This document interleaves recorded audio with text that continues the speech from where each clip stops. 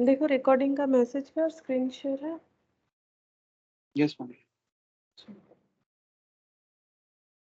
अच्छा देखो हम लोग क्वेश्चंस कर रहे थे, उसमें 16th नंबर तक हम लोगों ने कंप्लीट किया था। अब उसके बाद देखते हैं 17 नंबर में क्या है। उसमें से 3 क्वेश्चन में गैप है, एक क्वेश्चन नंबर 1, एक क्वेश्चन नंबर 2 और एक शायद 13। मैंने बोला था नोट डाउन करने के लिए, तो तुम लोग नोट डाउन करके रखो जरूर, ठीक है, हम लोग वो करेंगे। अच्छा 17 नंबर आज हम लोग करेंगे। देखो क्या बोल रहा है क्वेश्चन नंबर 17 में, A company manufactures scooters and sells it at 3000 each। तो मैन्युफैक्चरिंग का काम क्या है स्कूटर का, और ये बेचता है 3000 में। And increase of 17% in cost of materials end of 20% labour cost is anticipated. Anticipated मतलब ये मतलब फ्यूचर प्रेडिक्शन ये है कि आगे जाके जो रॉ मटेरियल यूज होता है फॉर मैन्युफैक्चरिंग स्कूटर, उसमें 17% इंक्रीज हो जाएगा और जो लेबर का कॉस्ट है वो 20% इंक्रीज हो जाएगा। The increased cost in relation to the present sales price would cost at 25% decrease in the amount of the present gross profit per unit. अच्छा ये क्या बोल रहा है देखो।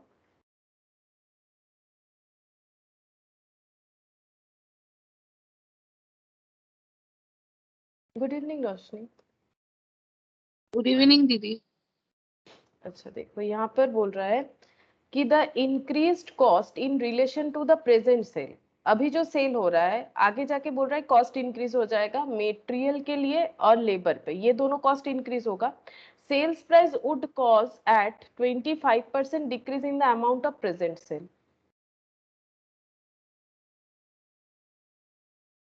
Good evening Shamonita. Good evening ma'am. Increased cost in relation to the present sales price would cause at 25% decrease in the amount of the present gross profit per unit। मतलब GP जो है वो कम हो जाएगा। क्यों? क्योंकि सेल प्राइस इंक्रीज अगर नहीं हो रहा है, सोचो 3000 का 3000 ही रह रहा है लेकिन कॉस्ट बढ़ जा रहा है, तो ऑब्वियस सा बात है कि प्रॉफिट जो है वो कम हो जाएगा। अगर हम लोग सेल प्राइस कांस्टेंट रख रहे हैं लेकिन हम लोग का जो रॉ मटेरियल लेबर ये सब इंक्रीज होगा तो ऑटोमेटिकली जो प्रॉफिट है वो कम दिखेगा। At present material cost is 50%। अभी मेटेरियल कॉस्ट चल रहा है 50%, wages 20% and overhead 30% of cost of sales. अब कॉस्ट ऑफ सेल्स हम लोग जब क्या बोलते हैं उसे कॉस्ट शीट कर रहे थे तब हमें कॉस्ट ऑफ सेल्स कैसे मिलता था? बोलो कॉस्ट ऑफ सेल्स मतलब क्या? Prime cost. प्राइम कॉस्ट मतलब क्या? Direct material direct wages. फिर उसमें कौन सा कॉस्ट ऐड होता है? Factory cost. फैक्ट्री कॉस्ट में क्या ऐड होता है? कॉस्ट ऑफ प्रोडक्शन, है कॉस्ट ना? Of production. फिर कॉस्ट ऑफ प्रोडक्शन में ऐड हो जाता है सेलिंग एंड डिस्ट्रीब्यूशन ओवरहेड, तो ये ऐड होने से मिलता है कॉस्ट ऑफ सेल्स, जिसको हम लोग और एक क्या नाम बोलते हैं? Total cost.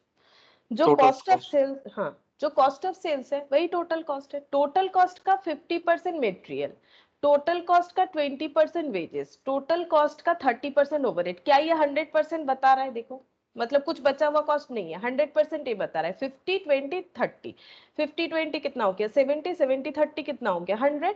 तो 100% कॉस्ट का ये बाइफर्केशन है, ठीक है। तो अगर 100 रुपीज कॉस्ट है तो मेटेरियल कॉस्ट कितना होगा? अगर हम लोग 100 मान के भी कर सकते हैं, एक्स मान के भी कर सकते हैं, ठीक है। अगर 100 रुपीज हम लोग का टोटल कॉस्ट है फॉर एग्जाम्पल, तो उसमें मेटेरियल कितना होगा, वेजेस कितना होगा और ओवरहेड कितना होगा? मेटेरियल 50 50, 20 30। हाँ 50 20 30, 50% 20% 30%, ठीक है, ये हो जाएगा। और अगर हम लोग x मान के करेंगे तो x का 50%, ठीक है, और यहाँ पर x का 20%, यहाँ पर परसेंटेज लग जाएगा, और यहाँ पर x का 30%। You are required to prepare statement of profit and loss per unit at present.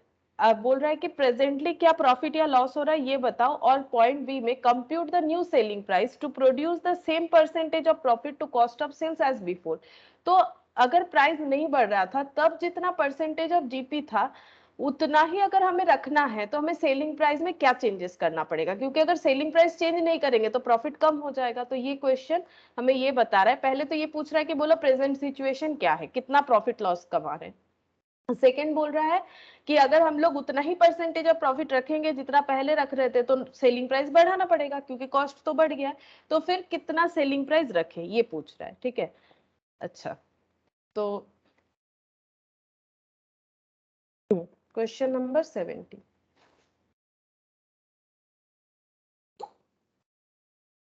$3000 जो है वो सेलिंग प्राइस है। सेलिंग प्राइस कैसे मिलता है बता सकते हो कि सेलिंग प्राइस कैसे मिलता है? COGS plus profit. हाँ, मतलब कॉस्ट प्लस प्रॉफिट। ठीक है,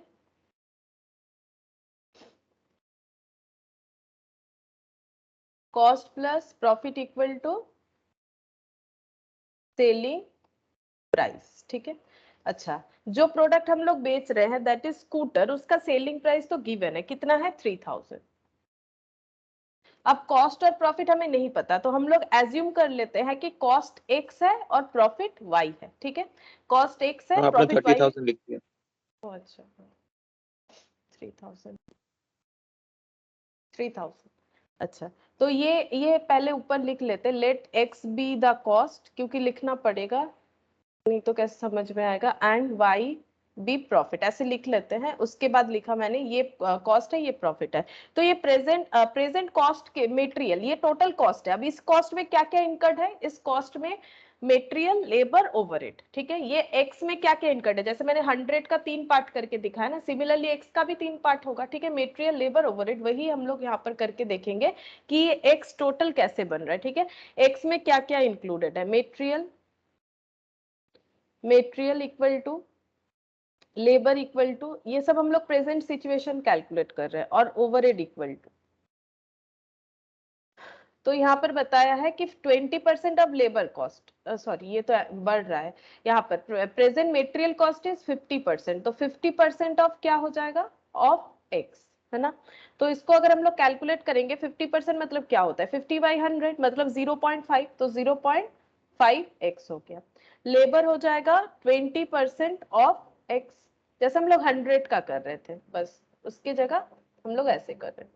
और यहाँ पर 30% ऑफ एक्स, तो कितना हो जाएगा? 0.3x। ये प्रेजेंट सिचुएशन है। ठीक है, और अगर एंटिसिपेटेड जो किया गया है कि मटेरियल का कॉस्ट 17% बढ़ जाएगा, लेबर 20% बढ़ जाएगा, बट ओवरहेड में कोई चेंजेस नहीं बताया, तो वो एज इट इज रहेगा। तो आफ्टर इंक्रीज कॉस्ट कितना कितना हो जाएगा? After increase of cost material कितना होगा? देखो, बोलो मटेरियल कितना हो जाएगा? पहले से तो है कितना? 0.5x। ठीक है, और बढ़ेगा तो ऐड, हाँ बोलो कितना? 0.585। हाँ, 0.585 जितना है, और उसमें और भी 20%, 17%। हाँ 17 था ना, हाँ 17% मटेरियल का 17% बढ़ जाएगा। तो कैसे कैलकुलेट करना है?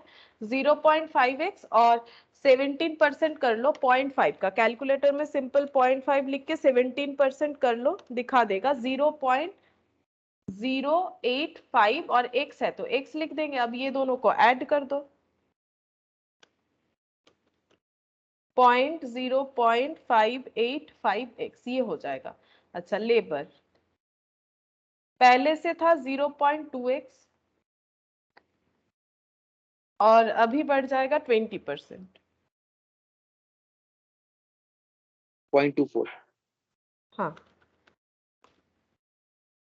0.04x, तो ऐड करने से 0.24x। ठीक है, ओवरहेड में कोई चेंजेस नहीं है, तो ओवरहेड जितना था उतना ही रहेगा, यानी कि 0.3x यही रह जाएगा। ओवरहेड में कोई चेंजेस नहीं है। ठीक है, अब हम लोग को कैलकुलेट करना पड़ेगा कि प्रॉफिट कितना हो रहा है। ठीक है, प्रॉफिट कितना है?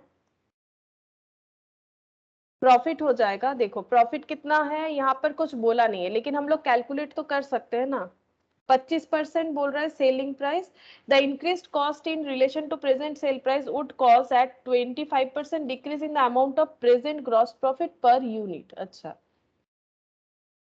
प्रेजेंट ग्रॉस प्रॉफिट 25% से कम हो जाएगा।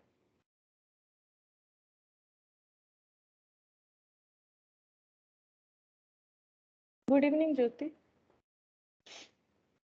Good evening ma'am. अच्छा,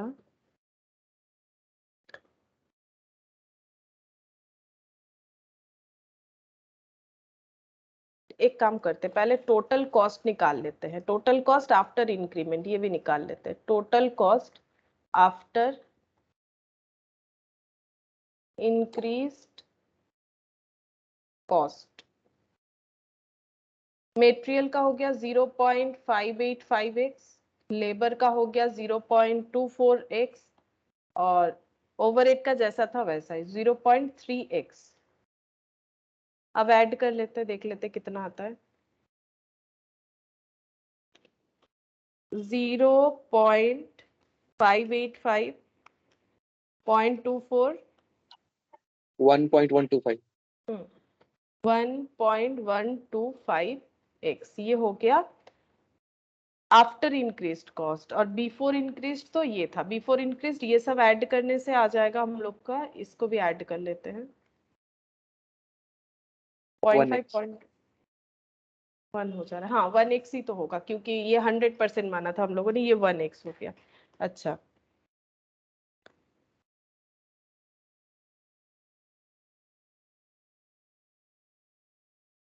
प्रॉफिट कितना होगा? प्रॉफिट के बारे में कुछ नहीं पता है क्या, प्रॉफिट कितना होना चाहिए? अच्छा, यहाँ पर बोल रहा है कि the increased cost in relation to the present sales price would cost at 25% decrease in profit. अच्छा, 25% प्रॉफिट डिक्रीज हो जाएगा, तो वाई प्रॉफिट था, तो अभी लिखते हैं after cost increased profit D. Profit कितना हो सकता है? वाई था, माइनस हो जाएगा वाई इंटू 25%, बोल रहा है ना 25% कम हो जाएगा, तो y पहले से था तो 25% कम कर दो, कितना हो जाएगा? y माइनस 0.25y यानी 0.75x। ये देखो प्रॉफिट हम लोगों ने पहले कितना माना था? y, ठीक है। और अगर प्रॉफिट कम हो जाता है, कितना कम होगा वो बता दिया है, तो पहले जितना प्रॉफिट था अगर 25% कम हो जाएगा तो वो 0.75x हो जाएगा, सॉरी 0.75y, मैंने x कैसे लिख दिया, y हो जाएगा, ठीक है। अच्छा, तो हम लोग को एक न्यू इक्वेशन मिलेगा। न्यू इक्वेशन क्या मिलेगा? Cost plus profit equal to selling price. तो कॉस्ट कितना है? नया cost 1.125x after increasing the value of material and labour, और यहाँ पर प्रॉफिट कितना आ जाएगा? प्रॉफिट डिक्रीज कर जाएगा 0.75y इक्वल टू 3000, ठीक है। अगर हम लोग चेंज नहीं करते हैं तो ऐसा ही रहेगा, ठीक है। अगर हम लोग सेलिंग प्राइस ये रखेंगे तो ये सिचुएशन अराइज होगा, ठीक है। और पहला वाला इक्वेशन क्या था? पहला वाला इक्वेशन देखो, पहला इक्वेशन था x प्लस ये वाला, है ना, इसको हम लोग इक्वेशन 1 दे देते हैं। One हाँ, x plus y plus equal to 3000। अब हम लोग ये दोनों को सॉल्व कर सकते हैं, इसको इक्वेशन 2 दे दिया, ठीक है। तो बाई सॉल्विंग इक्वेशन 1 एंड 2, ठीक है।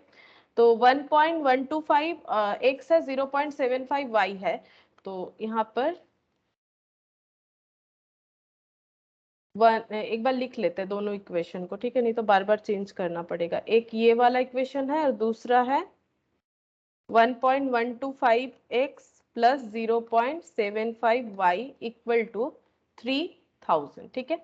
अगर ये दोनों 3000, हम लोग एक काम करते हैं, ऐसा कुछ मेथड यूज करते हैं ताकि ये जल्दी से सॉल्व हो जाए, तो हम लोग मल्टीप्लाई कर देते हैं, ये 1 है ये 2 है, इसको मल्टीप्लाई कर देते हैं 1 को 0.75 से बोथ साइड, ठीक है। तो ये हो जाएगा 0.75x plus 0.75y equal to 3000 का 0.75 कितना होगा? मतलब 75%। 2250. 2250, ठीक है। अच्छा, फिर नीचे ये लिख देते हैं 1.125x प्लस 0.75y, और दोनों इक्वेशन को हम लोग कर लेते हैं माइनस, ठीक है, माइनस कर लेंगे, माइनस कर लेते हैं, ये कैंसिल हो जाएगा, ठीक है। अच्छा, ये माइनस कर लो, ये बन गया -750, और ये कितना हो जाएगा? 1.125 minus 0.75 minus 0.375x. Therefore, x equal to 750 divided by 0.375 यानी 2000। तो ये 2000 हो गया, ये क्या कैलकुलेट हो गया? ये कॉस्ट कैलकुलेट हो गया, ठीक है। अब हम लोग y कैलकुलेट कर सकते हैं, ये इक्वेशन 1 में पुट करके, तो y इक्वल टू कितना हो जाएगा? 3000 माइनस 2000 यानी 1000, ठीक है। अच्छा, अब हम लोगों को अभी तक हुआ नहीं, हम लोगों ने सिर्फ ये कैलकुलेट किया, अभी तक तो पहला आंसर ही नहीं निकला कि जिसमें हमें दिखाना है कि प्रॉफिट एंड लॉस कितना हो रहा है। तो प्रॉफिट एंड लॉस यहाँ पर दिखाएंगे। तो सेलिंग प्राइस तो हमें पता है, सेल्स है 3000, लेस करेंगे मेटेरियल, मेटेरियल कॉस्ट कितना हो जाएगा, मेटेरियल कॉस्ट है कॉस्ट का कितना, कॉस्ट का जो हम लोग प्रीवियस वाला कर रहे हैं ना, कॉस्ट का कितना परसेंट है, 50%, तो कॉस्ट कितना है 2000। मैम तो वहाँ पे मेटेरियल 0.375x कैसे आया? माइनस करो 1.125 माइनस yes, 0.75, कैलकुलेटर में दिखेगा फिर माइनस 0 पॉइंट, माइनस इसीलिए आ रहा है, ये 1 है इसीलिए दोनों साइड माइनस माइनस कैंसिल। अच्छा 2000 का 50%, तो मेटेरियल कितना हो जाएगा, 2000 का 50% कितना हो जाएगा 1000। लेबर माइनस कर रहे हैं ना कॉस्ट को, लेबर कितना है 2000 का 30%, सॉरी 20%, तो कितना हो जाएगा 400। ओवरहेड, ओवरहेड कितना हो जाएगा कॉस्ट का 30%, जो पहले एक्स मान के किया था सॉल्व करने के लिए, उसी को अब हम लोग जो रियल डेटा के साथ कर रहे हैं। तो यहाँ पर हमें मिल जाएगा सेल्स माइनस कॉस्ट कर, तो प्रॉफिट मिल जाएगा, कितना हो रहा है 3000 माइनस ये हो गया 2000, तो ये 1000 क्या निकल के आ गया प्रॉफिट। ठीक है, अब हम लोग को प्रॉफिट परसेंटेज भी पता होना चाहिए, परसेंटेज ऑफ प्रॉफिट कैलकुलेट करेंगे, क्योंकि नेक्स्ट ईयर हमें कितना भी प्राइस क्यों ना बढ़ जाए, same percentage of profit maintain करने बोला है। 33.33। 33.33, तो प्रॉफिट हो रहा है 1000, प्रॉफिट ऑन सेल्स निकालेंगे तो 33.33 होगा। ठीक है, ये हो गया प्रॉफिट ऑन सेल, तो ये हो गया 33.33%। यही अगर हमें मेंटेन करना है तो हमें न्यू सेलिंग प्राइस कितना रखना चाहिए, ये पूछ रहा है। ठीक है, तो देखो कैसे होगा, अब हम लोग फिर से कैलकुलेट करेंगे कि न्यू सेलिंग प्राइस के हिसाब से हम लोग का कॉस्ट क्या क्या हो रहा है। तो मेटेरियल कॉस्ट कितना हो जाएगा इंक्रीज होने के बाद, मेटेरियल कॉस्ट हो जाएगा जितना है 1000, यहाँ पर कॉस्ट था, सॉरी 1000 बोल रहे हैं, जितना, हाँ मेटेरियल कॉस्ट जितना है उससे कितना बढ़ जाएगा 17%, तो 1000 था प्रीवियसली, उसका 17% बढ़ जाएगा, तो कितना हो जाएगा 1000 प्लस 1000 का 17%। ठीक है, लेबर कॉस्ट कितना हो जाएगा, लेबर कॉस्ट कितना था प्रीवियसली 400 था, 400 का 20% बढ़ जाएगा।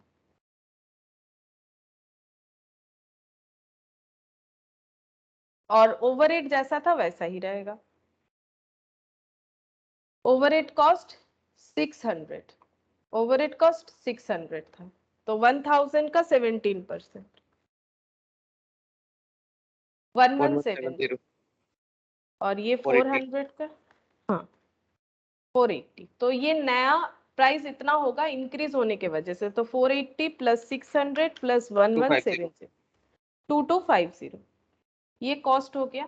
तो अगर हमें सेम प्रॉफिट मेंटेन करना है तो यहाँ पर प्रॉफिट ऐड करने से ही पता चल जाएगा सेलिंग प्राइस कितना होगा। हम लोगों ने जो निकाला है वो percentage of profit on sales निकाला है, बट ये तो कॉस्ट प्राइस है, तो 33.33% ऑन सेल्स का मतलब कितना ऑन कॉस्ट हो जाएगा, या फिर percentage of profit on cost निकाल लो तो भी होगा, या फिर यहाँ से भी हम लोग निकाल सकते हैं, ये 1/3 ऑन सेल, तो कॉस्ट के ऊपर कितना हो जाएगा 1/3 मतलब कितना होता है, ये 3 क्या है, ये प्रॉफिट है, 1 क्या है प्रॉफिट, ये क्या है सेल।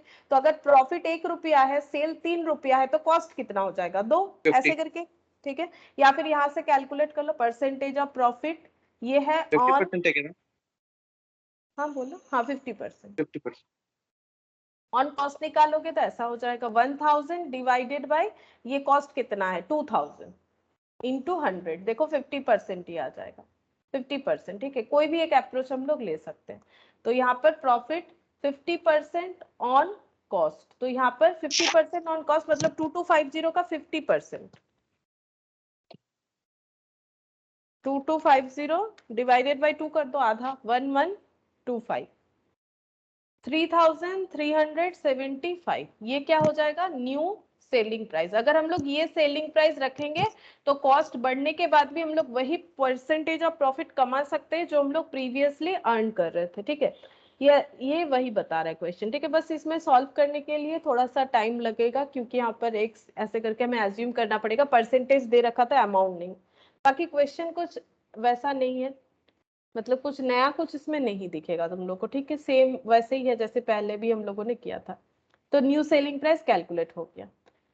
अच्छा, तो नेक्स्ट क्वेश्चन देखते हैं, क्वेश्चन नंबर 18 क्या बोल रहा है, an umbrella manufacturer makes an average net profit of 2.50 per piece on selling price of 14.30। क्या बोल रहे हैं? अम्ब्रेला मैन्युफैक्चरर है जिनका नेट प्रॉफिट होता है 2.50 पर पीस, एक पीस बेच के नेट प्रॉफिट होता है 2.50, सेलिंग प्राइस है 14.30, by producing and selling 6000 pieces और 60% of the capacity his cost of sales. बोल रहा है कि ये जो सेलिंग प्राइस इनका है करेंटली, ये 6000 पीसेस अम्ब्रेला बना रहे हैं जो कि 60% कैपेसिटी यूटिलाइजेशन को बता रहा है। ठीक है, 6000 पीसेस अम्ब्रेला बना रहे हैं जो कि 60% कैपेसिटी यूटिलाइजेशन बता रहा है। और इस हिसाब से इनका कॉस्ट ऑफ सेल्स मतलब टोटल कॉस्ट आता है, मेटेरियल का इतना खर्चा आता है, वेजेस का इतना खर्चा आता है, वर्क्स ओवरहेड इतना आता है, सेल्स ओवरहेड आता है, लेकिन इसमें फिक्स्ड है 50, तो 50 क्या हो जाएगा? वेरिएबल। 50% फिक्स्ड है तो 50% वेरिएबल, और इसमें 25% फिक्स्ड है तो सॉरी वेरिएबल है तो 75% फिक्स्ड हो जाएगा। ठीक है, ये खर्चा बता रहा है अम्ब्रेला बनाने का। वैसे कॉस्ट कितना होता है देख लो, अगर प्रॉफिट इतना है और सेल प्राइस इतना है, कॉस्ट कैसे निकालोगे? 14.3 से माइनस करो 14.3, 11.8, ये कॉस्ट हो रहा है। क्या ये सब ऐड करने से 11.8 हो रहा है? चेक कर लेते हैं एक बार। 3.5, 1.25, 6.25, ठीक है, तो इसका मतलब इसीलिए। ठीक है, ये समझ में आ गया। देखो क्वेश्चन कंसेप्ट भी समझ में आ गया कि कैसे 11.8 हो रहा है। अच्छा, during the current year he intends to produce the same number but anticipates that fixed charges will go up by 10%। अब बोल रहा है कि उतना ही प्रोड्यूस करना चाहते हैं, that is 6000, but fixed cost 10% बढ़ सकता है। फिक्स्ड कॉस्ट कितना है? या इसका 50% और इसका 75%। 10% which direct labor rate and material will increase by 8% and 6%। तो डायरेक्ट मटेरियल और वेजेस ये दो भी बढ़ने वाला है 8%, लेबर 8%। अच्छा, उल्टा बोल रखा है, लेबर 8% और ये 6% है। But he has no option of increasing the selling price, but ये सेलिंग प्राइस अपना नहीं बढ़ा सकते, यानी 14.3 ही रखना पड़ेगा। Under this situation, he obtained an offer for further 20% of the capacity। और ऐसे एक सिचुएशन में इनको ऑफर मिला कि ये अपना कैपेसिटी 20% और भी बढ़ा सकते हैं, मतलब यूनिट जो 6000 पीसेस बना रहे थे और भी एक्स्ट्रा बनाएंगे। कितना बनाएंगे बोल सकते हो? 60% कैपेसिटी करेंटली यूटिलाइज कर रहे हैं जिसमें 6000 पीसेस प्रोडक्शन हो रहा है, 20% का और भी कैपेसिटी यूटिलाइजेशन कर पाए, इतना ऑर्डर आ गया है। तो कितना ऑर्डर आया है, कितने यूनिट का? 80% का। 80%। हम 60,000 पर मतलब 60% कर रहे हैं तो 6000 ना, तो हम अगर 20% बढ़ेगा तो 80% हो जाएगा ना, और 8000 हो जाएगा पीसीस। हाँ मतलब ये इन, हाँ वो टोटल में, लेकिन 20% के लिए कितना होगा? 2000 हाँ, है ना? 2000 टोटल। यस हाँ मतलब और एक्स्ट्रा कितना यूनिट का ऑफर आया है? 2000, क्योंकि 6000 मतलब 60% यूटिलाइजेशन हो रहा है, तो 100% यूटिलाइजेशन करने से कितना हो जाएगा? 10,000। ठीक है, और 10,000। 20% का बोल रहा है तो 10,000 का 20% यानी 2000, मतलब 2000। टोटल 8000 ये लोग सेल करने के लिए मैन्युफैक्चर कर सकते हैं। What minimum price will you recommend for acceptance to ensure the manufacturer an overall profit of 16,730। बोल रहा है कि जो मैन्युफैक्चरर है वो चाहता है कि उसका ओवरऑल प्रॉफिट जो है वो 16,730 हो, ये उनका टारगेट है। एक प्रॉफिट का टारगेट होता है ना कि मुझे इतना प्रॉफिट कमाना है, तो इनका जो टारगेट प्रॉफिट है 16,730 है। बोल रहे कि what minimum price you will recommend for acceptance to ensure the manufacturer an overall profit of 16,730। बोल रहे कि जो ऑर्डर एक्सेप्टेंस किया है इनका मिनिमम जो सेलिंग प्राइस है वो कितना होना चाहिए। ठीक है, मतलब कितना सेलिंग प्राइस इनको रखना पड़ेगा ताकि ये ऑर्डर को जो है एक्सेप्ट कर सके और ये प्रॉफिट टारगेट को भी अचीव कर सके। ये प्रॉफिट टारगेट को अचीव करने के लिए इनको अपना सेलिंग प्राइस कितना रखना पड़ेगा, बाकी ये बढ़ा नहीं सकते हैं। सेलिंग प्राइस 14.3 से बढ़ा नहीं सकते। ठीक है, तो जो एक्स्ट्रा प्राइस जो आ रहा है, एक्स्ट्रा ऑर्डर जो आ रहा है उसका सेलिंग प्राइस क्या होगा, मतलब इनका ओवरऑल सेलिंग प्राइस क्या होगा वो हमें बताने के लिए बोल रहे हैं। ठीक है, देखो कैसे होगा। अच्छा, पहले हम लोग ये चेक करेंगे कि करेंटली प्रॉफिट कितना हो रहा है, क्योंकि टोटल प्रॉफिट इतना कमाना है। तो ये जो सिचुएशन है जहां पर 6000 पीसेस बिक रहा है, इसका तो कुछ एक प्रॉफिट होगा, वो हम लोग को चेक करना पड़ेगा कि कितना प्रॉफिट हो रहा है। और अगर और 15,000। 15,000 नहीं, Yes. फिक्स्ड कॉस्ट वगैरह भी तो लगाना पड़ेगा ना। अगर डायरेक्टली कर दोगे तो 15,000 आएगा, लेकिन फिक्स्ड कॉस्ट का तो ट्रीटमेंट अलग होगा। हम लोग को करना पर सेलिंग मैम प्राइस। ऊपर में तो नेट प्रॉफिट का प्राइस तो दे ही रखा है ना, 2.50 पर पीसेस तो दे ही रखा है ना। हाँ, 2.50 पर पीसेस दे रखा है। सेलिंग प्राइस, वेरिएबल कॉस्ट, और ये जो बढ़ जाएगा वो भी तो नहीं एप्लीकेबल करना है ना। वो तो हम बाद में करेंगे ना, अभी जो करंट में चल रहा है उसमें हाँ, बड़ा करंट के अभी। हिसाब से, हाँ करंट के हिसाब से 15,000 हो रहा है, 2.5 इंटू 6,000, ठीक है। लेकिन ये तो पहले चल रहा था ना, ये क्वेश्चन में देखो, ये पहले चल रहा था। बोल रहा है during the current year he intends to produce the same number of but anticipate that fixed charges will go up. अब इसी साल क्या हुआ है, इनको अपना प्रोडक्शन जो है ये बढ़ाना चाहते हैं, ठीक है, सॉरी इतना ही रखना चाहते हैं, बट इनका क्या हुआ है, फिक्स्ड एक्सपेंसेस और ये सब बढ़ने वाला है। तो हमें देखना पड़ेगा ना। और इस टाइम पे इनके पास ये ऑर्डर आया है, ठीक है। तो करंट सिचुएशन पे 15,000 है, वो ठीक है। 2.5 अभी जो चल रहा है इंटू 6,000, तो हमें पता चल जाएगा प्रॉफिट कितना है। 2.5 इंटू 6,000 जो कि 15,000 हो रहा है। करेक्ट, ये 15,000 हो रहा है। लेकिन ये जो है, ये प्रीवियस मतलब ये अभी तक हो चुका है, लेकिन अभी करंट ईयर में ही क्या होगा, ये सब खर्चा बढ़ने वाला है। तो हमें ये चेक करना पड़ेगा कि आफ्टर इंक्रीज द कॉस्ट क्या सिचुएशन होगा प्रॉफिट का। और उस टाइम अगर इनको इतना प्रॉफिट ओवरऑल अर्न करना है तो क्या सेलिंग प्राइस रखना चाहिए, जबकि वो सेलिंग प्राइस बढ़ा नहीं सकते, ठीक है। तो ये वाला हम लोग चेक करेंगे कि जो इंक्रीज होने के बाद क्या हो रहा है, वही बोला है। एक बार देख लेते हैं ना। Umbrella manufacturer marks and average net profit of 2.50, मतलब ये ऑलरेडी इन्होंने देखा हुआ है कि इतना कमा रहे per piece on selling price of 14.30 by producing and selling 6,000 pieces और 60% of the capacity his cost of sales is, मतलब ये करेंटली ये सब चल रहा है। ड्यूरिंग द करंट ईयर, इसी साल, he intends to produce the same number but anticipates, ये फिर से 6,000 ही प्रोड्यूस करना चाह रहे हैं, बट इनको दिख रहा है कि ये सब खर्चा बढ़ सकता है, दैट इज मेटेरियल, लेबर और fixed cost, but he has no option of increasing the selling price. इस तरह के सिचुएशन में क्या हुआ है, इनके पास फर्दर 20% कैपेसिटी और भी बढ़ाने के लिए मतलब नया ऑर्डर आया है। But minimum price you will recommend for acceptance to insure manufacturer and overall profit of 16,730। तो इसका मतलब इंक्रीज सिचुएशन पे ही हमें देखना पड़ेगा।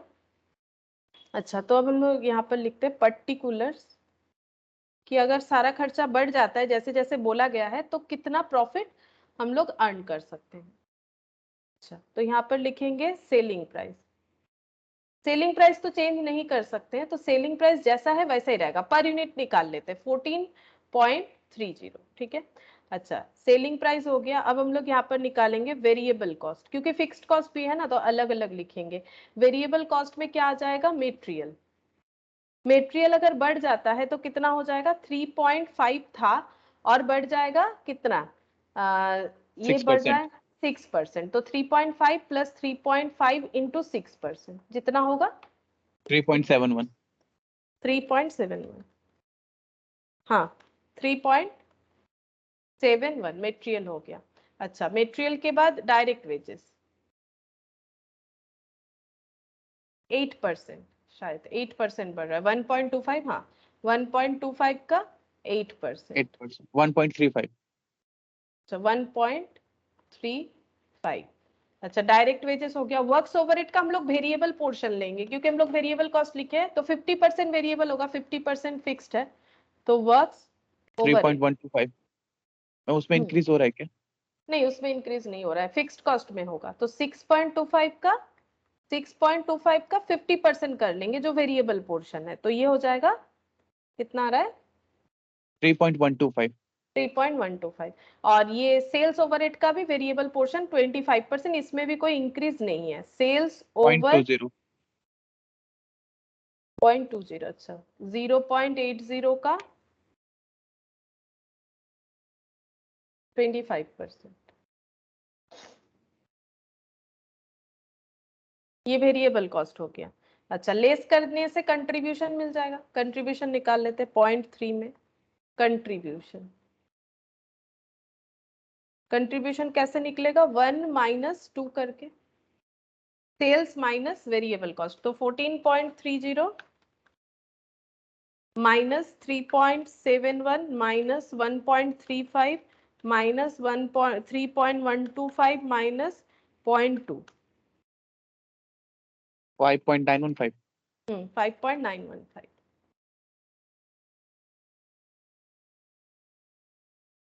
ये मैंने 1 2 ऐसे लिखा हुआ है 5.915 ये हो गया कंट्रीब्यूशन। ठीक है, अब हम लोग यहाँ पर माइनस करेंगे फिक्स्ड कॉस्ट। ठीक है, फिक्स्ड कॉस्ट के लिए हम लोग यहाँ पर टोटल कंट्रीब्यूशन में निकाल लेते हैं। ठीक है, फिक्स्ड कॉस्ट वैसे तो दे रखा है, यूनिट हिसाब से भी दे रखा है, वैसे भी हम लोग कैलकुलेट कर सकते हैं। ठीक है, चलो ऐसे ही कर लेते हैं। फिक्स्ड कॉस्ट, फिक्स्ड कॉस्ट दो है, एक है वर्क्स ओवरहेड, एक है सेल्स ओवरहेड।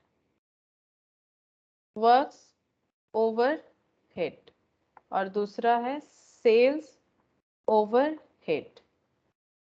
सेल्स ओवरहेड कितना होगा, ये तो 50% है, 3.125 ही होगा, जितना यहाँ पर है उतना ही होगा, बाकी जो बचा हुआ है वर्क्स ओवरहेड 3.125 और सेल्स ओवरहेड हो जाएगा 0.8 का 70, 0.60 हाँ 0.60। ठीक है, तो यहाँ पर माइनस करते 5.915 माइनस 3.125 माइनस 0.6, तो ये हो गया 2.19। हम इसको इंक्रीज नहीं करेंगे? इसमें इंक्रीज था, यस मैम 10%। ओ हाँ 10% इंक्रीज था। अच्छा ये दोनों इंक्रीज होगा, सॉरी ये तो गलत हो गया, 10% करके इंक्रीज होगा। अच्छा यहाँ पर, यहाँ इधर दिखा देते 3.125 प्लस यहाँ पर 10%। कौन सा वाला, दोनों ही इंक्रीज हो रहा है।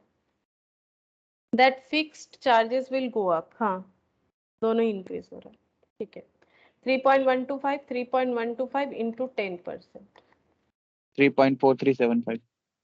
3.4375 और ये हो जा रहा है 0.6 था, 0.6 इंटू 10%, 0.66 0.66। टोटल हो कंट्रीब्यूशन जाएगा। से माइनस करना पड़ेगा, कंट्रीब्यूशन से फिक्स्ड कॉस्ट लेस करेंगे तभी प्रॉफिट मिलेगा।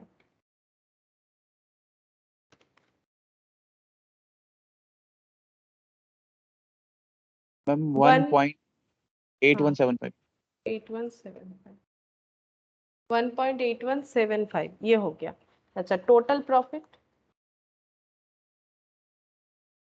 1.8175 इंटू 6000, ये 6000 यूनिट पे ही होगा क्योंकि प्राइस बढ़ जाएगा, प्रोडक्शन इतना ही करना था, तो 10,905। ठीक है, 10,905 टोटल प्रॉफिट। क्यों 6000 से मल्टीप्लाई किया, क्योंकि उनको same number of umbrella he produce करना था, तो उनका अभी प्रॉफिट हो जाएगा 10,905। इस सिचुएशन में उनको और भी एक ऑफर आया 20% अपना प्रोडक्शन इंक्रीज करने का, बट उनका ओवरऑल प्रॉफिट 16,730 चाहिए। ठीक है, तो 16,730 में इतना तो हो जा रहा है, तो और कितना प्रॉफिट चाहिए होगा उनको, 16,730 में इतना प्रॉफिट तो हो जा रहा है, और कितना प्रॉफिट चाहिएगा, माइनस करने से ही पता चलेगा। 5825। हाँ उतना प्रॉफिट चाहिए। अच्छा देखो, अब हम लोग जो ऑर्डर आ रहा है उसका सेलिंग प्राइस निकालेंगे। Computation of selling price of the order.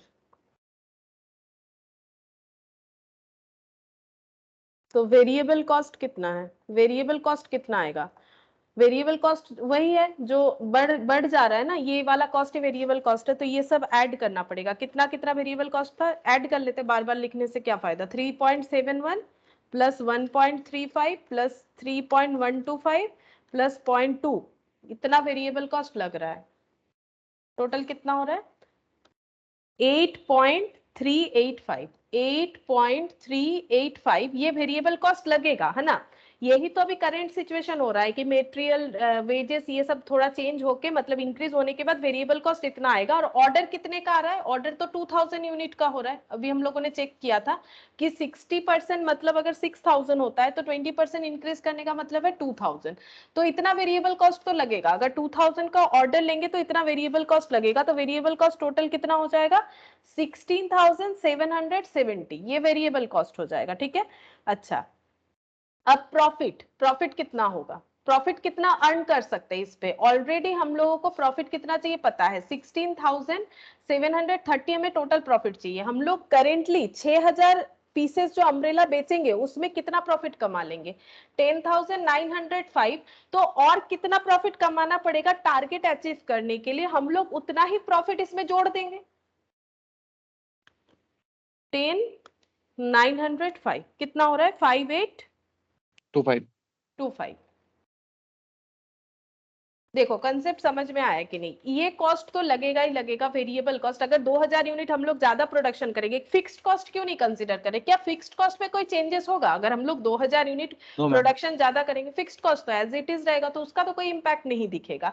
तो हम लोगों को वेरिएबल कॉस्ट कितना बढ़ रहा है वो देखना है। हर 1 यूनिट पे 8.385 अगर वेरिएबल कॉस्ट होता है, तो 2000 यूनिट और ज्यादा बनाने के लिए 16,770 का हमारा कॉस्ट लग जाएगा। ये क्या हो गया, ये कॉस्ट बस वेरिएबल कॉस्ट है, इसको हम लोग कॉस्ट बोल सकते हैं। इसमें ऐड हम क्या कर रहे हैं, profit. Cost plus profit add करने से क्या मिल जाएगा, कॉस्ट प्लस प्रॉफिट ऐड करने से क्या मिलेगा, contribution. Cost plus profit, cost plus sales मिल जाएगा मैम। सेल्स मिल जाएगा। यहाँ फिक्स्ड कॉस्ट क्यों नहीं ले रहे, यहाँ पर टोटल कॉस्ट नहीं ले रहे, क्योंकि फिक्स्ड कॉस्ट तो इंपैक्ट डालेगा ही नहीं। अगर हम लोग 2000 यूनिट प्रोडक्शन ज्यादा करेंगे तो फिक्स्ड कॉस्ट इंपैक्ट नहीं डालेगा, तो टोटल कॉस्ट में तो फिक्स्ड कॉस्ट जीरो हो गया। अगर तुम लोग इसको टोटल कॉस्ट भी लिखोगे, टोटल कॉस्ट प्लस प्रॉफिट मतलब तो सेल होता है, तो टोटल कॉस्ट में फिक्स्ड कॉस्ट और वेरिएबल कॉस्ट होता है, ठीक है। जहां पर फिक्स्ड कॉस्ट तो मेरा जीरो है, जीरो प्लस वेरिएबल कॉस्ट, तो इसीलिए तो वेरिएबल कॉस्ट ही यहाँ पर मेरा टोटल कॉस्ट हो गया। तो मेरा कॉस्ट इतना लगेगा, कॉस्ट में प्रॉफिट जोड़ देंगे तो क्या मिल जाएगा, सेलिंग प्राइस। तो मेरा सेलिंग प्राइस क्या होना चाहिए, जितना यूनिट हम लोग ऑर्डर कर रहे हैं टोटल, ये तो प्राइस नहीं निकलेगा, इसको हम लोग बोलेंगे सेल्स वैल्यू, क्योंकि ये टोटल निकल रहा है ना, प्राइस तो पर यूनिट होता है, इसको हम लोग बोलेंगे सेल्स वैल्यू। 2000 यूनिट को बेचने के लिए कितना हमें सेल वैल्यू मिलना चाहिए, ताकि हम लोग अपना टारगेट अचीव कर पाए। 16,770 प्लस 5825, 22,000। हाँ 595। 595। ये कैसे हम लोगों ने कैलकुलेट किया, हम फिर से बता दे रहे हैं। वेरिएबल कॉस्ट हमारा बढ़ने वाला है, फिक्स्ड कॉस्ट कुछ इंपैक्ट नहीं डालेगा, ठीक है। अब हम लोग प्रॉफिट उतना ही जोड़ेंगे न्यू ऑर्डर में जितना प्रॉफिट हमारा टारगेट प्रॉफिट बच जा रहा है, ठीक है। टारगेट प्रॉफिट है 16,730, जो करंट जो ऑर्डर मतलब करेंटली जितना प्रोड्यूस करे उससे 10,905 तो हम लोग कैलकुलेट मतलब प्रॉफिट अर्न कर ही लेते हैं, तो बाकी जितना प्रॉफिट अर्न करना पड़ेगा वो ये वाले ऑर्डर से निकालेंगे, तो इतना हो जाएगा, इतना ही प्रॉफिट लगाएंगे इस पे, ठीक है। सेल्स वैल्यू ये हो गया। तो सेलिंग प्राइस क्या हो जाएगा, एक एक यूनिट का वो पूछा है ना, तो वो बताना पड़ेगा। सेलिंग प्राइस क्या हो जाएगा पर 11.2975। 11.2975, 22,595 ये टोटल कितने यूनिट का, 2000 यूनिट का, ठीक है। डिवाइड कर दो, डिवाइड करने से 11.2975 पर अम्ब्रेला हम लोग बोल सकते हैं, पर अम्ब्रेला, ठीक है। या फिर इसको हम लोग 11.30 भी बोल सकते हैं, ठीक है। तो देखो प्राइस बढ़ा नहीं, 14.30 था, ये न्यू ऑर्डर का प्राइस हम लोग इतना रखेंगे, क्योंकि हमारा टारगेट प्रॉफिट जो है वो बस इतना ही है। तो हम लोग प्रॉफिट कुछ रेट वेट से नहीं लगा रहे, टारगेट प्रॉफिट अचीव करने के लिए एक्स्ट्रा जो ऑर्डर ले रहे हैं उसमें उतना ही प्रॉफिट जोड़ेंगे, तो फिर ये हम लोगों का सेलिंग प्राइस होना चाहिए ऑर्डर का। देखो क्वेश्चन वही पूछ रहा था कि what minimum price you will recommend for acceptance to insure the manufacturer on an overall profit of 16,730। तो मिनिमम इतना हमें लगाना चाहिए, बाकी अगर हम लोग चाहे तो और भी लगा सकते हैं, लेकिन जो हमारा टारगेट प्रॉफिट है दैट इज 16,730 वो अचीव करने के लिए मिनिमम प्राइस 11.29 यानी 11.30 लगाने से ही होगा। बाकी अगर चाहे तो ये लोग और भी इनका प्रॉफिट टारगेट अगर बढ़ा देंगे तो सेलिंग प्राइस क्या हो जाएगा, बढ़ जाएगा। ये प्रॉफिट अमाउंट बढ़ेगा तो सेलिंग प्राइस, सेल्स वैल्यू बढ़ेगा तो सेलिंग प्राइस ऑटोमेटिकली बढ़ जाए।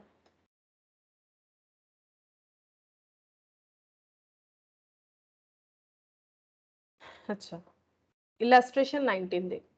The dynamic company has 3 divisions, each of which makes a different product. 3 division है, 3 डिवीजन में अलग अलग प्रोडक्ट बनता है। The budgeted data of the coming year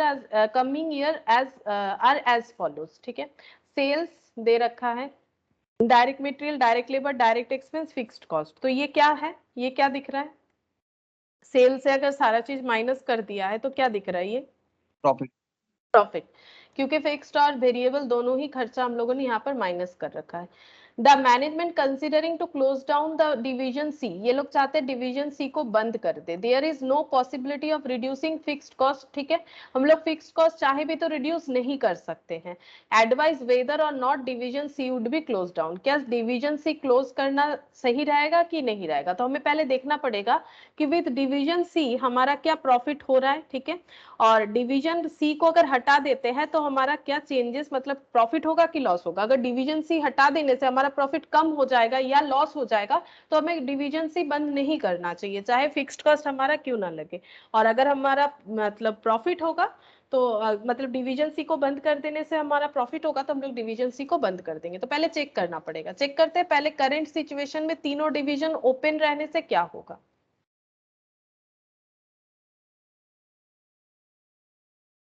particulars,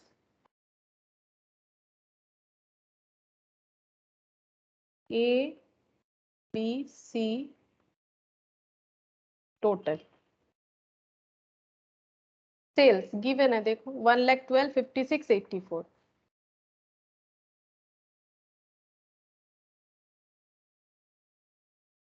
84, तो टोटल कितना हो रहा है।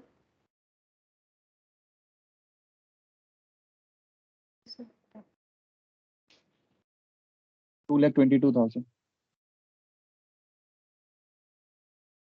2,22 या 52 हो रहा है। 1,12, 56, 84, 2,52, Yes, ma'am, 52। 2,52,000। अच्छा, अब यहाँ से माइनस कर देंगे variable cost, direct material, direct labour और डायरेक्ट एक्सपेंस। अच्छा, मटेरियल है 14, 7, 14,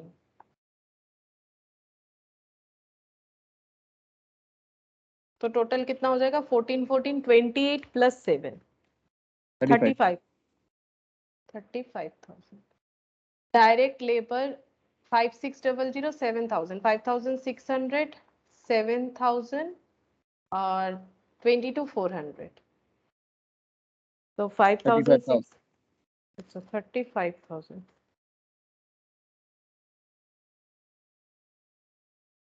डायरेक्ट एक्सपेंस 14, 7, 28,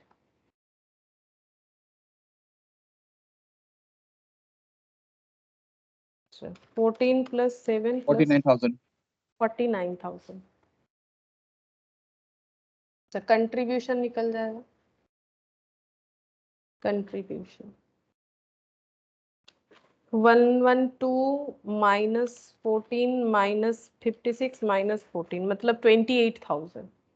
नहीं, गलत कर दिया ना मैंने, 1,00,000 बात। 78,400। कितना 78 400। 400, हाँ यही होगा, ये हो गया 21,000। 35,000। 35, ये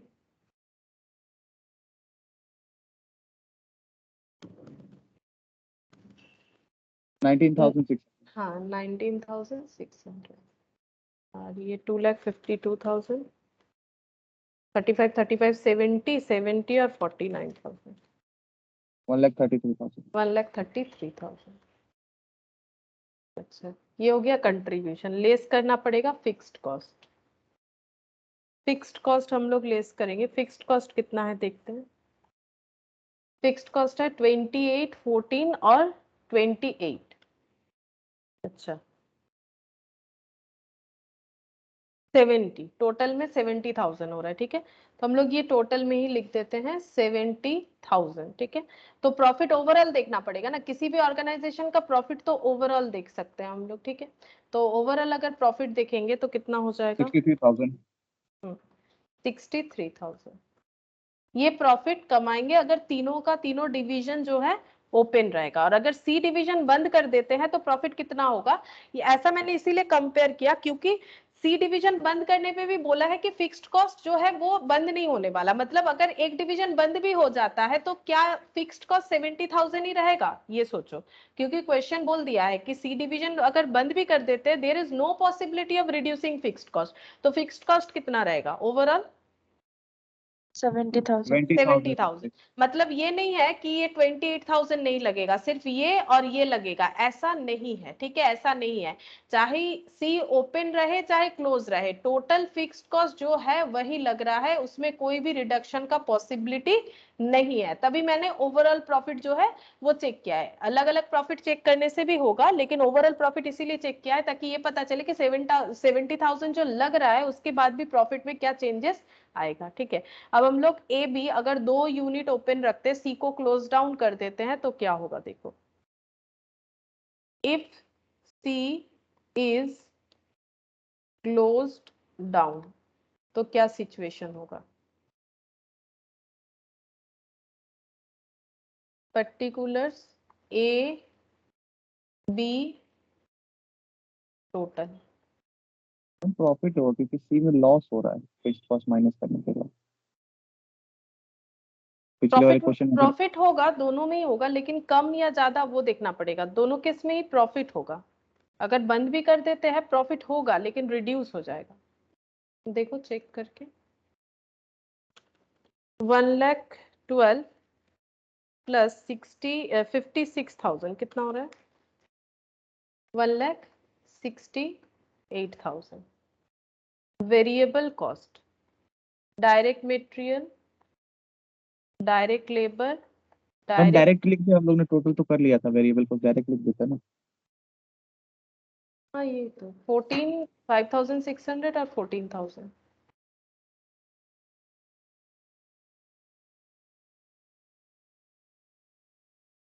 और यहाँ पर हो जाएगा 777।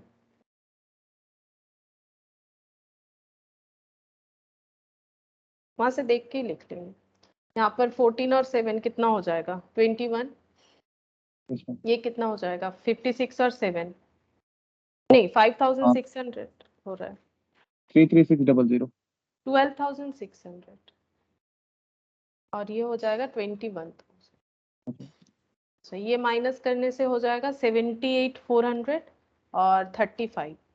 ये कैलकुलेटेड था, ये देख के लिख देते हैं 78,400 कंट्रीब्यूशन और ये 35। टोटल हो रहा है 78,400 प्लस 35, 1,13,400। ये कंट्रीब्यूशन हो गया। लेस करेंगे फिक्स्ड कॉस्ट, बोलो कितना फिक्स्ड कॉस्ट लेस करना चाहिए ओवरऑल, 70,000। 70,000, क्योंकि सी बंद करे या चालू रहे फिक्स्ड कॉस्ट तो जितना है उतना ही आएगा, इसीलिए टोटल से कंपेयर करना जरूरी है। यहाँ पर 43,400, देखो फिक्स्ड कॉस्ट तो अनअवॉइडेबल हो गया यहाँ पर, और प्रॉफिट हम लोगों का हो जाएगा सी को क्लोज करने के बाद 43,400, सी ओपन रखेंगे तो 63,000।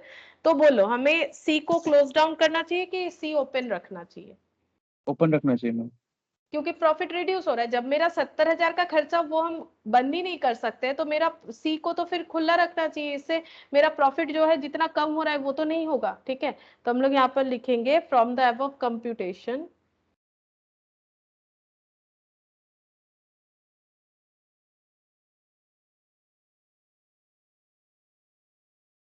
it was found that profit is decreased, profit कम हो जाएगा by 63,000, प्रीवियसली हो रहा था, ये देखो अभी होगा 43,400 अगर सी को क्लोज कर देंगे तो 19,600। 19,600 by closing down division C, it should not be closed down। अगर हम लोग को सी से 1 रुपया भी कंट्रीब्यूशन मिले ना तो हमें सी जो है वो ओपन रखना चाहिए। देखो कंट्रीब्यूशन तो मिल रहा है, मतलब सेल्स करके हम लोग वेरिएबल कॉस्ट को रिकवर कर ही पा रहे हैं, तो फिक्स्ड कॉस्ट अगर अनअवॉइडेबल है, देखो कंसेप्ट कहाँ पर आ रहा है, मेरा वेरिएबल कॉस्ट रिकवर हो जा रहा है। अगर हम सी ओपन रखेंगे तो मेरा वेरिएबल कॉस्ट रिकवर होने के बाद मेरा यहाँ पर कंट्रीब्यूशन दिख रहा है। कंट्रीब्यूशन क्या करता है, फिक्स्ड कॉस्ट को रिकवर करता है। अगर फिक्स्ड कॉस्ट यहाँ पर, मतलब फिक्स्ड कॉस्ट यहाँ पर अगर अनअवॉइडेबल प्रॉफिटेबल है कि सी ओपन रखे या ना रखे, 70,000 ही फिक्स्ड कॉस्ट होगा, तो हम लोग क्यों सी को बंद करें? क्योंकि सी को सेल कर, सी ओपन रहेगा तो उसमें सेल करने के बाद तो वेरिएबल कॉस्ट रिकवरेबल है, तो कंट्रीब्यूशन अगर जनरेट हो रहा है तो फिर ऑब्वियसली हमें सी ओपन रखना चाहिए। अगर कंट्रीब्यूशन नहीं जनरेट होता तो भी क्या हमें सी ओपन रखना चाहिए था? सोचो, अगर हमारा कंट्रीब्यूशन जनरेट नहीं होगा तो फिर सी ओपन रखने का कोई मतलब नहीं था, क्योंकि कंट्रीब्यूशन से तो फिक्स्ड कॉस्ट, मतलब ये जो 70,000 फिक्स्ड कॉस्ट रिकवर होगा, ये तीनों मिला के ही तो रिकवर होगा कंट्रीब्यूशन से, तभी तो यहाँ पर प्रॉफिट दिख रहा है। ये तीनों का टोटल तो 1,33,000, हमारा फिक्स्ड कॉस्ट 70,000 है, हमारे पास अवेलेबल है 1,33,000। अगर ये बंद हो जाता है तो 1,33,000 से ये माइनस कर दो, देखो वही आंसर आया है जहां पर हम लोगों ने चेक किया, 19,600 माइनस कर दो इससे, देखो वही वाला आएगा 1,13,400। देखो हम ये बोलना चाह रहे हैं, ये मेरा टोटल क्या है, ऐसा अमाउंट ऑफ कंट्रीब्यूशन है जो मेरा 70,000 फिक्स्ड कॉस्ट रिकवर करेगा। अगर हम ये बंद कर देते तो मेरा ये कंट्रीब्यूशन बंद हो गया, तो मेरा कंट्रीब्यूशन कितना बनेगा इन दोनों का टोटल, जो कि हम लोगों ने वहां पर सेकंड पेज में कैलकुलेट किया है 1,13,400। बट इसमें अगर कोई चेंजेस नहीं है तो बेकार में हम इतना कम कंट्रीब्यूशन क्यों रखें? मेरा जब प्रॉफिटेबल है सी कंट्रीब्यूशन के मामले में, तो हम लोग इसको ऑब्वियसली ओपन रखेंगे, इसको क्लोज क्यों करेंगे? क्योंकि हमारा फिक्स्ड कॉस्ट तो उतना ही रहेगा, चाहे सी बंद रहे चाहे सी ओपन रहे। तो जब तक इससे कंट्रीब्यूशन आता जाएगा, अगर ऐसा होता है कि सी का ये जो है ये नेगेटिव दिख रहा है, तो हम लोग सी को बंद कर देंगे।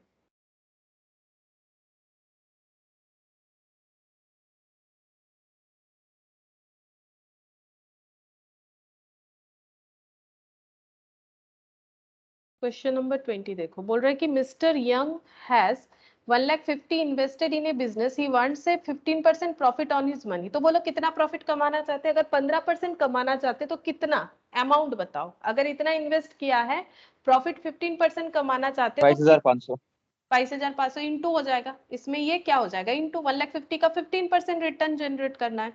From an analysis of recent cost figures, he finds that his variable cost of operating is 60% of sales. इनका variable cost जो है sales का 60% है variable cost, ठीक है? तो बता सकते हो कंट्रीब्यूशन कितना होगा? सेल्स 100, 40%। 40%, वेरिएबल कॉस्ट हो गया 60% ऑफ सेल्स मतलब 60 सेल्स, तो सेल्स माइनस वेरिएबल कॉस्ट मतलब कंट्रीब्यूशन यानी 40% हो जाएगा। ये मैंने बताया भी था एकदम स्टार्टिंग में जब हम लोग पढ़ रहे थे कि कैसे करके हम लोग कंट्रीब्यूशन से सेल को ट्रांसफर कर सकते हैं। ये एमसीक्यू में बहुत आता है, ठीक है? जिन लोग का एमसीक्यू बेस्ड है, एमसीक्यू में ये पॉइंट बहुत आता है कि अगर ये 60% ऑफ सेल्स वेरिएबल कॉस्ट है तो कंट्रीब्यूशन कितना होगा। हिज फिक्स्ड कॉस्ट आर 75,000 पर year, so supporting computation for each answer। अच्छा, what sales volume must be obtained to break even? break even point तक पहुंचने के लिए कितना sales volume चाहिए? what sales volume must be obtained to his 15% return on investment, मतलब ये 15% मतलब 22,500 रिटर्न जनरेट करने के लिए कितना सेल्स उनको करना पड़ेगा। Mister young estimate that even if closed the door of the business, अगर वो बिजनेस बंद भी कर देते हैं, ही वुड इनकर 25,000 एक्सपेंस पर ईयर, उनका 25,000 का एक्सपेंस होता ही जाएगा, मतलब फिक्स्ड कॉस्ट की तरह हो गया। At what sales would be better off by locking his sales up, ठीक है? तो अगर होता ही जाएगा फिक्स्ड कॉस्ट तो हम लोग बंद क्यों करें, ठीक है? तो अगर हम लोग बंद भी करना चाहते हैं तो बोल रहे हैं कि what at what sales would be better off by locking his sales up, तो कितना सेल्स करने से उनका जो, मतलब इसको हम लोग क्या बोलते हैं ना, ये जो पॉइंट है इसको हम लोग बोलते हैं शट डाउन सेल, कितने में उनको शट डाउन करना चाहिए, ठीक है? ये होता है shut down sale. What sales would be better, कितना सेल करना उनके लिए बेटर रहेगा, better off by locking his sales up, ठीक है? तो देखो पहला क्वेश्चन तो ब्रेक इवन पूछा है, तो ब्रेक इवन कैसे कैलकुलेट करेंगे? ब्रेक इवन का मतलब क्या होता है? Fixed cost divided by PV PV ratio, ratio. ठीक है? 1,87,500। 1,80,500, 87,500, हाँ। एज मैम बी का वेरिएबल आंसर कॉस्ट, क्या है? 2,43,750।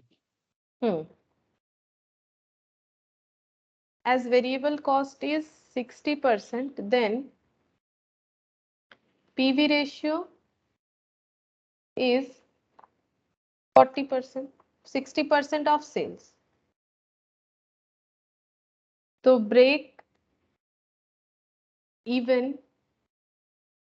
sales, fixed cost divided by PV ratio। fixed cost कितना है? 75,000 पर ईयर, पीवी रेशियो 40%, तो डिवाइड करने से ही पता चल जाएगा। 1,87,500 इतना सेल करने से ब्रेक इवन सेल होगा, पहला आंसर आ गया। दूसरा बोल रहा है कि 15% रिटर्न के लिए कितना सेल करना पड़ेगा, तो पॉइंट बी। तो रिटर्न इक्वल टू 15% रिटर्न पहले निकाल लेते। रिटर्न मतलब हम लोग बोल सकते हैं इसको डिजायर्ड प्रॉफिट, यही प्रॉफिट हमें चाहिए, दैट इज द 15% रिटर्न। तो 15% ऑफ 1 लाख, 1.5 लाख। तो ये हो जाएगा 22,500। और रिक्वायर्ड सेल कैसे होगा, फॉर्मूला ये हम लोग को पता है, रिक्वायर्ड सेल्स इक्वल टू हो जाता है फिक्स्ड कॉस्ट प्लस डिजायर्ड, हाँ divided by desired PV ratio divided by PV ratio. तो ये पूरा रुपीज में आंसर आ जाएगा।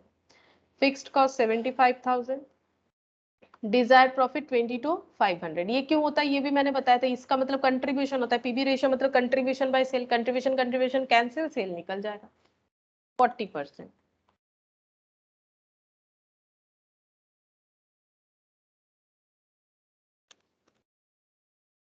$97,500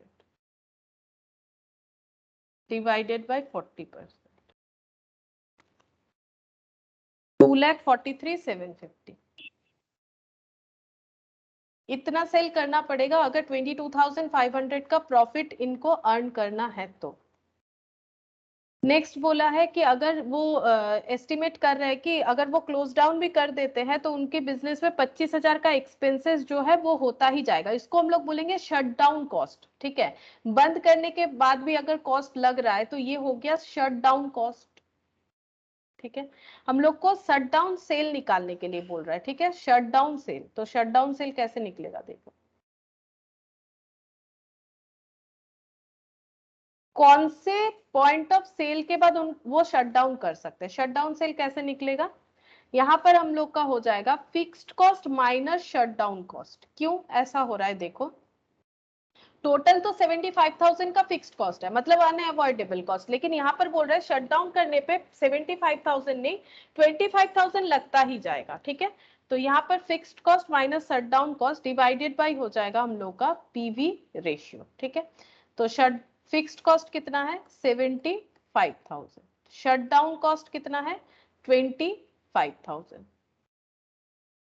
अच्छा, तो इसका मतलब वेरिएबल पोर्शन कितना हो गया, 75,000 फिक्स था, लेकिन शटडाउन करने पे 25,000 फिक्स लगने लगेगा, तो बाकी वेरिएबल हो जाएगा 75,000 माइनस 25,000। अब ये जो 50,000 है इसको हमें रिकवर करना पड़ेगा, ठीक है।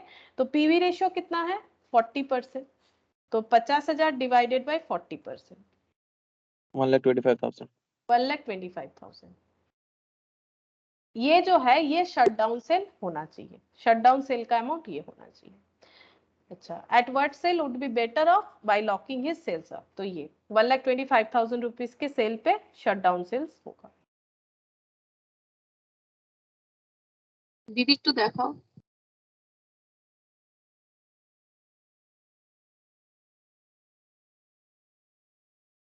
मैम फर्स्ट पेज दिखाइए ना, स्टार्टिंग स्टार्टिंग कौन सा एक, कौन से हाँ। क्वेश्चन, अच्छा 20 का।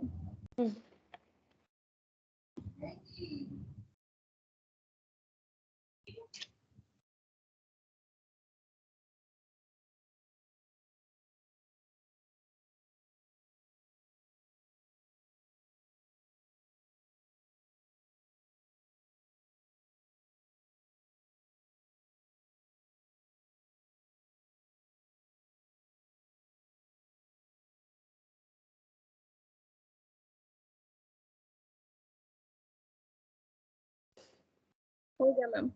अच्छा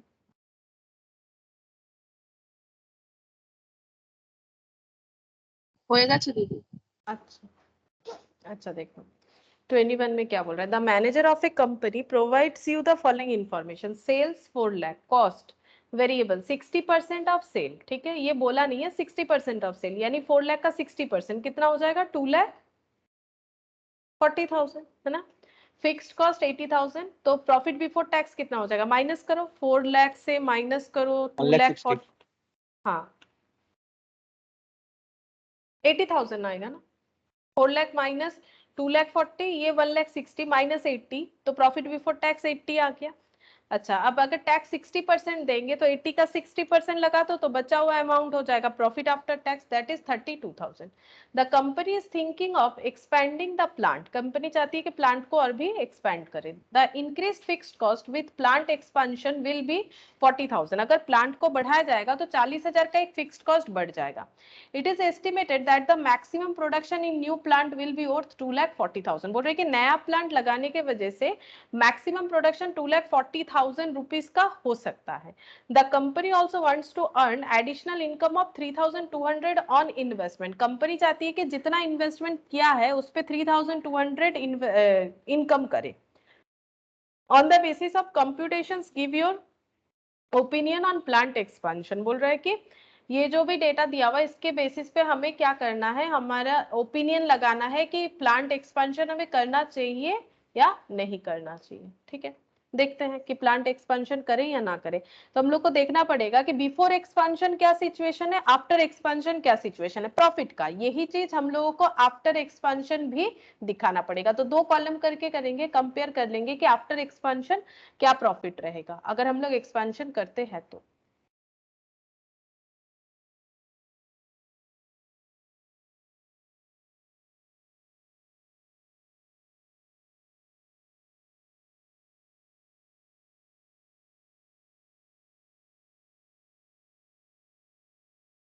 Illustration 21, particulars present यानी कि बिफोर एक्सपेंशन और एक्सपेंशन वैल्यू,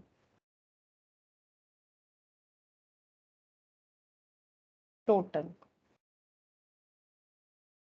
सेल्स, सेल्स कितना है 4 lakh before expansion, after expansion sale कितना हो जाएगा बता सकते हो, आफ्टर एक्सपेंशन सेल कितना होने वाला है 2 लाख। 6,40,000। हाँ मतलब वो टोटल में 6,40,000 लेकिन एक्सपेंशन वैल्यू कितना हो जाएगा 2,40,000, टोटल में 6,40,000। Variable cost,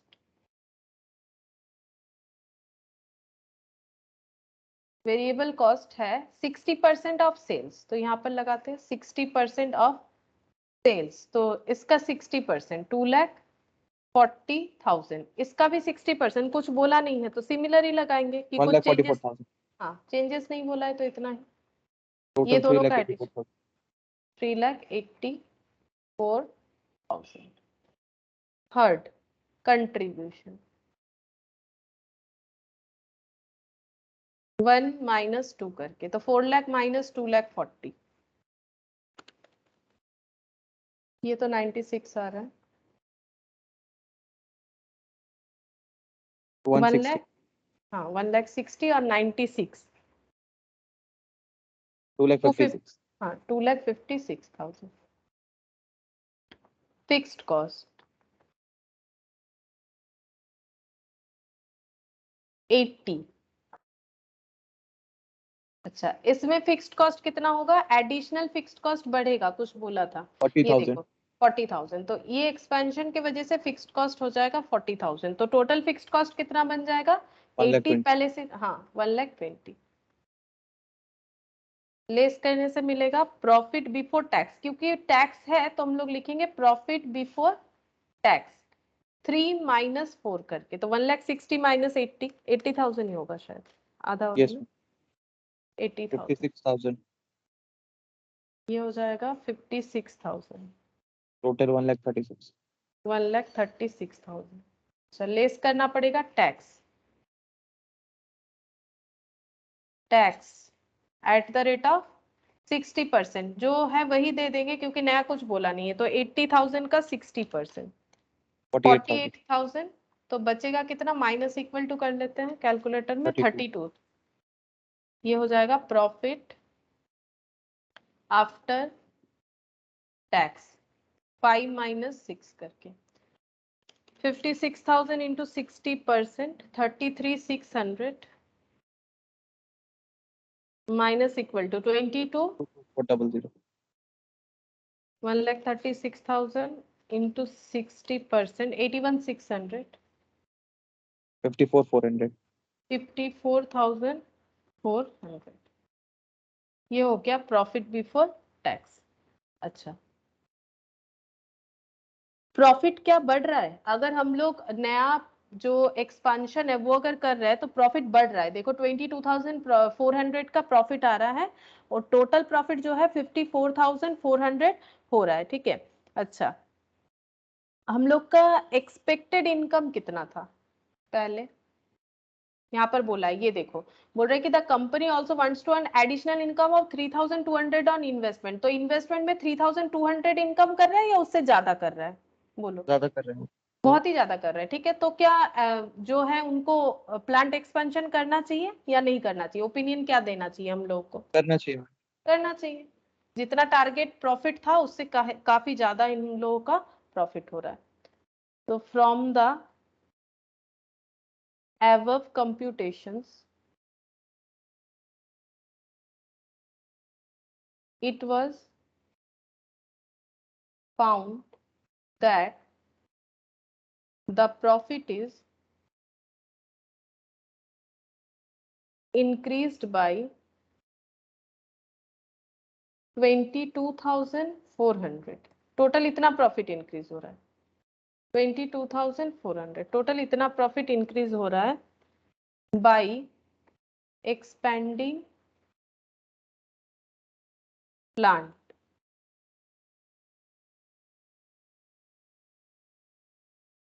which is much higher, बहुत ही ज्यादा है जो इनका टारगेट था उससे।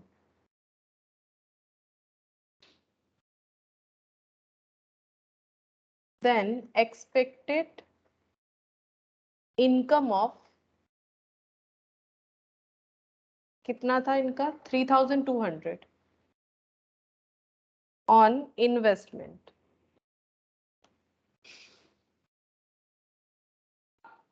तो opinion should be in favor of expansion।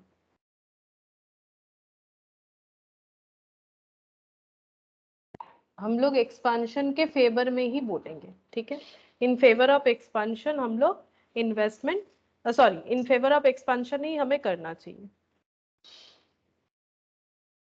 क्योंकि 3,200 से बहुत ज्यादा ही हम लोगों को प्रॉफिट मिल रहा है। चल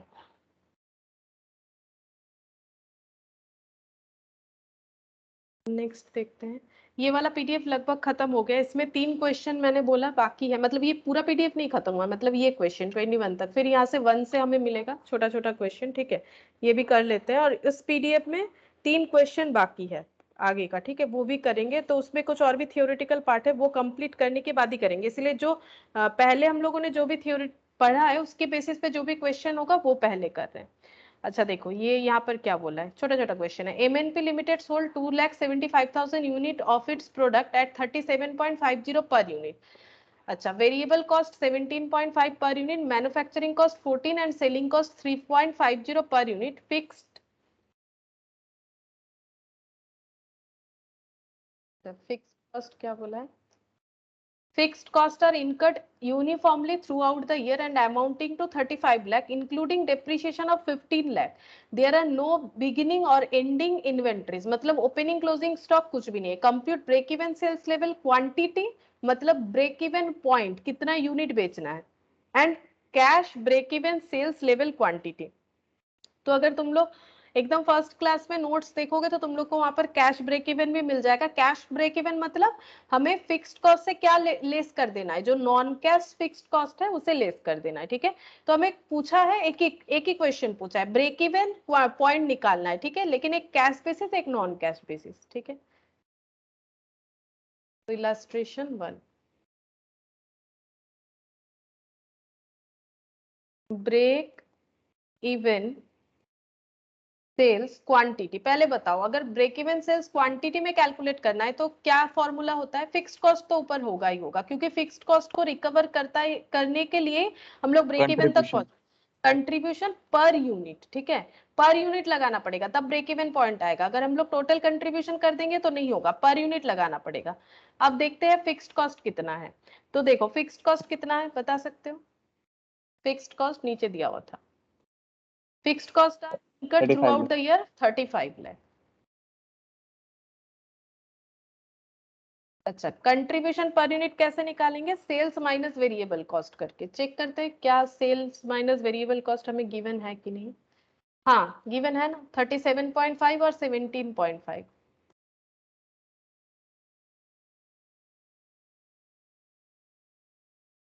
तो कितना हो जाएगा? 35 लाख। कितना हो जाएगा? 20।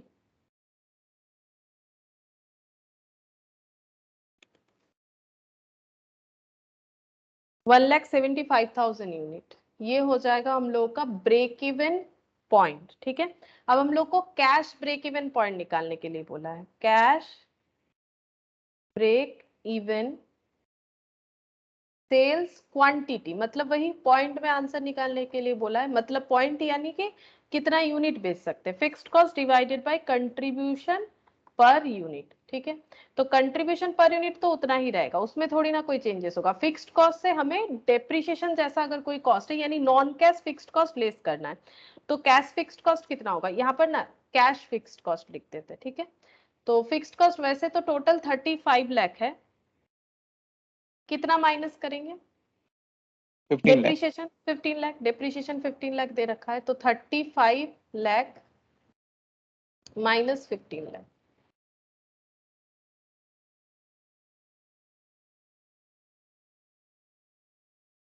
20 lakh divided by 20, 1 lakh. 1 lakh. 1 lakh unit हो गया cash break even sales quantity. बस इतना ही पूछा था इस क्वेश्चन में।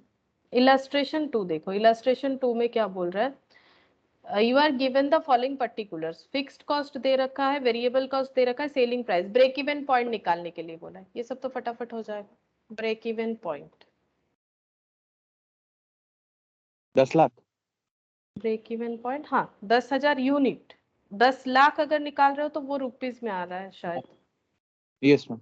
मैंने देखा नहीं है कि यूनिट में रुपीज में कितना आएगा। अगर 10,000 फिक्स्ड कॉस्ट, ये देखो बोला है ब्रेक इवन पॉइंट अगर बोलेगा तो हम लोग रुपीज में नहीं निकालेंगे, तब गलत हो जाएगा। अगर क्वेश्चन स्पेसिफिकली बोला है कि पॉइंट निकालो यानी क्वांटिटी निकालना है, क्वांटिटी मतलब fixed cost divided by contribution per unit, ठीक है। मतलब एक यूनिट से इतना कंट्रीब्यूशन हो रहा है, फिक्स्ड कॉस्ट है 1,50,000, contribution per unit sales minus variable cost मतलब 30 माइनस 15, तो ये 15 हो जाएगा per unit.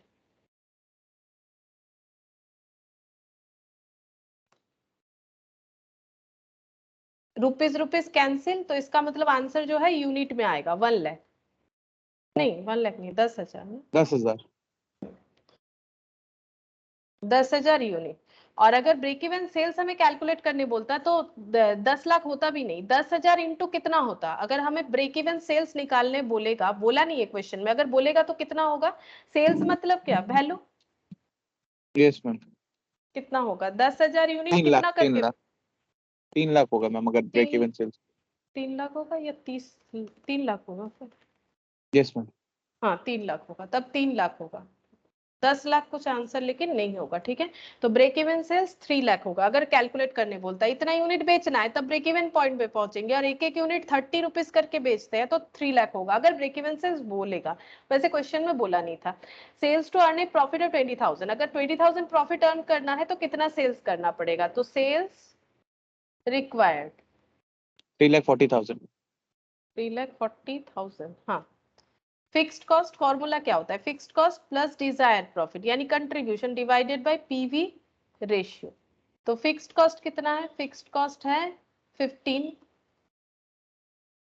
Lakh, desired profit कितना है? 20,000, अच्छा ये 15,000 है क्या? नहीं 1.5 लाख। अच्छा मैंने 1.5 लाख की जगह 1 लाख 15 लाख लिखती हूँ। 1,50,000 प्लस डिजायर्ड प्रॉफिट है 20,000। अच्छा पीवी रेशियो कैसे निकालेंगे, ये कैलकुलेट करना पड़ेगा। कंट्रीब्यूशन यहाँ पर कैलकुलेट करते हैं, कंट्रीब्यूशन बाय सेल्स इनटू 100, ठीक है। तो इनटू 100 कर दिया। कंट्रीब्यूशन कितना है ये यूनिट में भी निकालेंगे क्योंकि रेशियो निकाल रहे हैं ना, तो सेम ही आंसर आएगा। Contribution sales minus variable cost यानी कितना हो जाएगा 15, ठीक है। सेल्स कितना है, सेल्स है 30, 50%, ठीक है। यहाँ पर 50% लगाएंगे तो 1,70,000 डिवाइडेड बाय 50%, मतलब 3,40,000 सेल्स रिक्वायर्ड। इतना ये रुपीज में आ गया। रुपीज 3,40,000 का अगर हम लोग सेल्स करेंगे तब जाके 20,000 प्रॉफिट अर्न कर सकते हैं। इलस्ट्रेशन 3 देखो, ये थोड़ा सा ट्रिकी क्वेश्चन है। बोल रहा है कि एक company has a PV ratio of 40%, compute by what percentage must sales be increase to offset 20% reducing in selling price. बोल रहा है कि सेलिंग प्राइस अगर 20% कम हो जाएगा तो हमारा सेल में क्या चेंजेस होगा। Compute by what percentage must sale be increase. अगर सेलिंग प्राइस 20% कम हो जाएगा, नहीं एक मिनट, क्या बोल रहा है, company has PB ratio 40%, compute by what percentage must sales be increased। Sale को कितना परसेंट इंक्रीज करना पड़ेगा अगर to offset 20% reduction in selling price, अगर सेलिंग प्राइस 20% कम हो रहा है तो, ठीक है। अच्छा देखो यहाँ पर हम लोग कैसे कैलकुलेट करेंगे। इलस्ट्रेशन 3,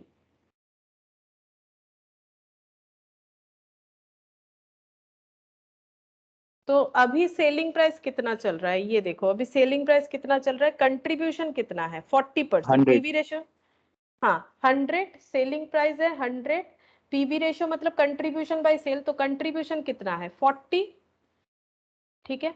कंट्रीब्यूशन है 40। अच्छा अब अगर सेलिंग प्राइस हम लोग का 20% कम हो जाएगा तो सेलिंग प्राइस कितना हो जाएगा। अगर सेलिंग प्राइस 20% कम हो जाएगा, 100 का 80। 20% 80, सेलिंग प्राइस हो जाएगा 80, ठीक है। तो इस सिचुएशन में कंट्रीब्यूशन है 40, तो वेरिएबल कॉस्ट कितना है 60, 60%। ठीक है।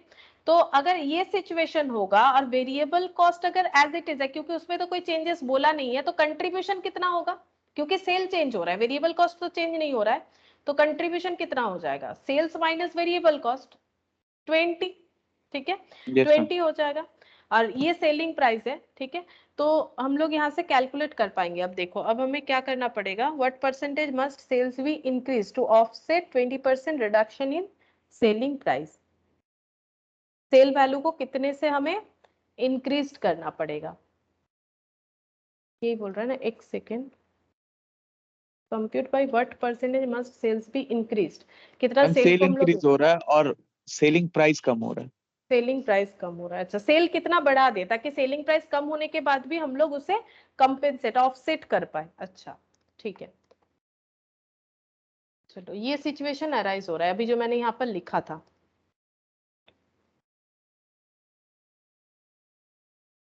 सेल्स वैल्यू कितना हो जाएगा, पहले हम लोग यहाँ पर लिखते हैं करेंट जो सिचुएशन है उसमें sales 100, contribution 40, variable cost 60। Revised वाला, रिवाइज्ड सिचुएशन में हो जाएगा सेल्स 80 कम हो जा रहा है, वेरिएबल कॉस्ट में कुछ चेंजेस नहीं है, तो कंट्रीब्यूशन हो जाएगा 20, ठीक है। अच्छा तो देखो पीवी रेशियो मतलब क्या होता है, पीवी रेशियो का मतलब होता है कंट्रीब्यूशन बाय सेल्स इनटू 100, ठीक है। कंट्रीब्यूशन बाय सेल्स इनटू 100, तो हम लोगों को सेल्स कैलकुलेट करने बोला है, तो इसको अगर हम लोग क्रॉस मल्टीप्लीकेशन कर ले, एक बार 100 को हटा दो, अगर हम लोग रेशियो के हिसाब से करना चाहे तो sales PV ratio into sales equal to contribution, तो sales equal to contribution by PV ratio, ये हो जाएगा, ठीक है। ये फॉर्मूला से हमें यहाँ पर सेल्स जो है उसे कैलकुलेट करना पड़ेगा, ठीक है। तो कंट्रीब्यूशन कितना है, कंट्रीब्यूशन पहले है 40, ठीक है। अच्छा और पीवी रेशियो पीवी रेशियो कितना हो जाएगा? कंट्रीब्यूशन बाय सेल्स, ये तो 40%। 40% ही हो जाएगा। मैम पर नीचे वाले में ना अगर 60% हम लोग वेरिएबल कॉस्ट लेंगे यानी 48 लेंगे तब आएगा मैम 40% कंट्रीब्यूशन सेम होगा, मतलब पीवी रेशियो। हमने उसमें परसेंटेज में चेंज करेंगे ना मैम, हमने अमाउंट में कर दिया। अच्छा,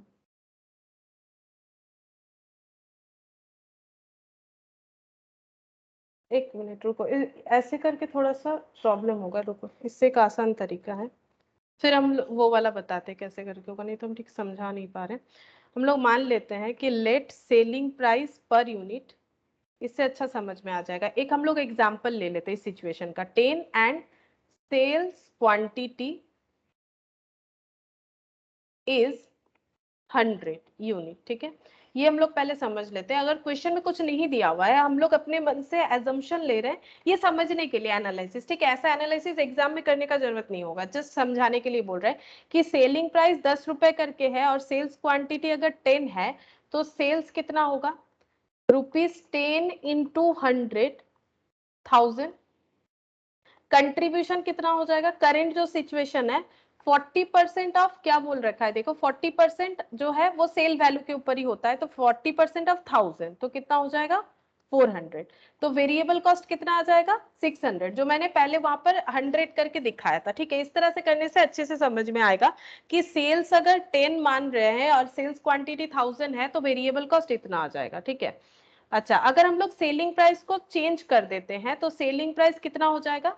सेलिंग प्राइस अगर कम हो जाता है तो सेलिंग प्राइस कितना हो जाएगा आफ्टर चेंज? 10 था, 10 पे कितना कम होने वाला है? 20%, तो 10 पे 20% कम कर दो, कितना हो जाएगा? 8 रुपीज, 8 रुपया, ठीक है। तो सेल्स अगर हम लोग 1 दीदी यूनिट का करते हैं,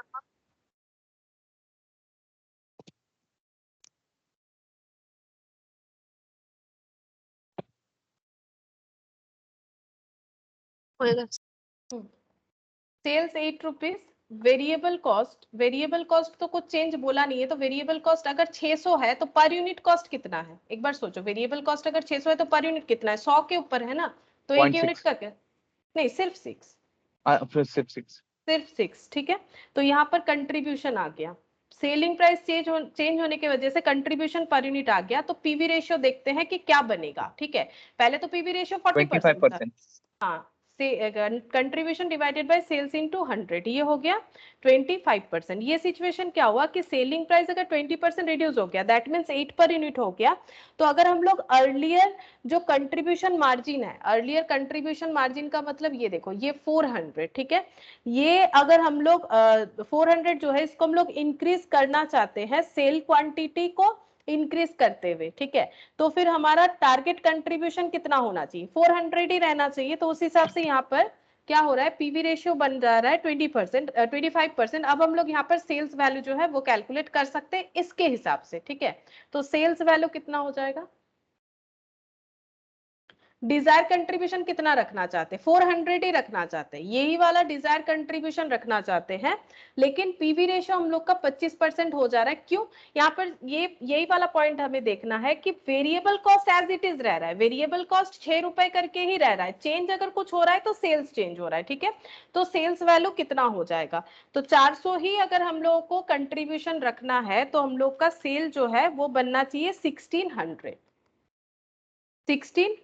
ठीक है। तो सेल्स क्वांटिटी कितना होना चाहिए? सेल्स क्वांटिटी कितना होना चाहिए? 1600, और सेलिंग प्राइस पर यूनिट कितना करके हम लोगों ने देखा? 8 यहाँ पर, तो कितना हो जाएगा? 200 यूनिट, ठीक है, 200।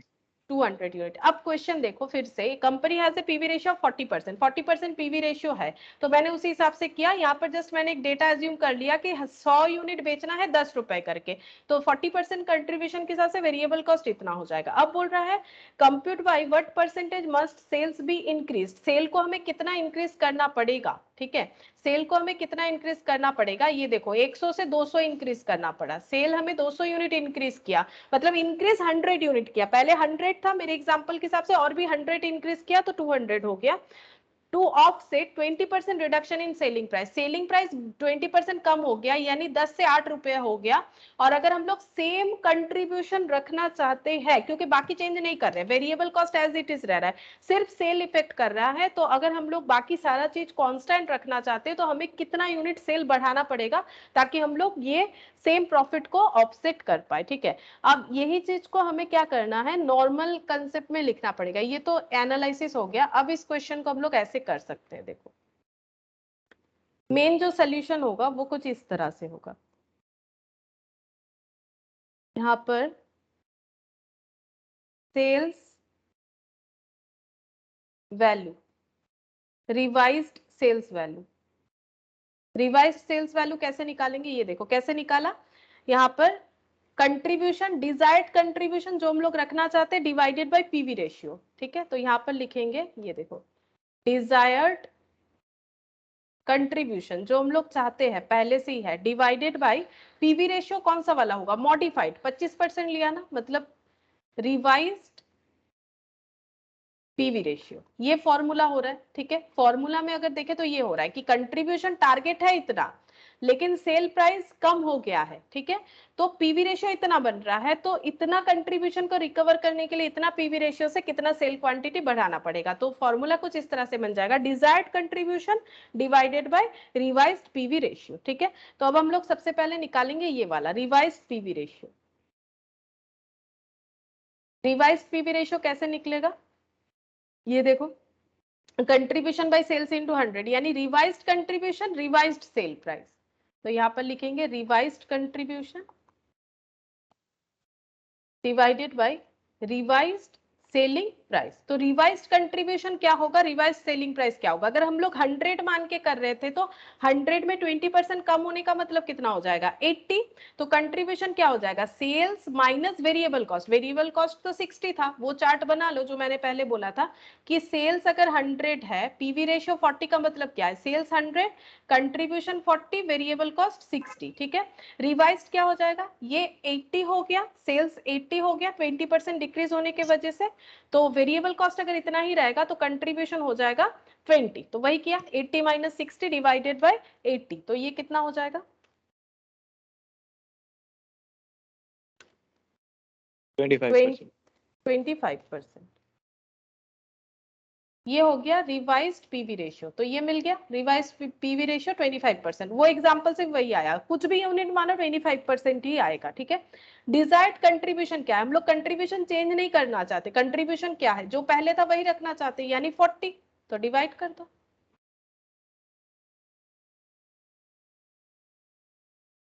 160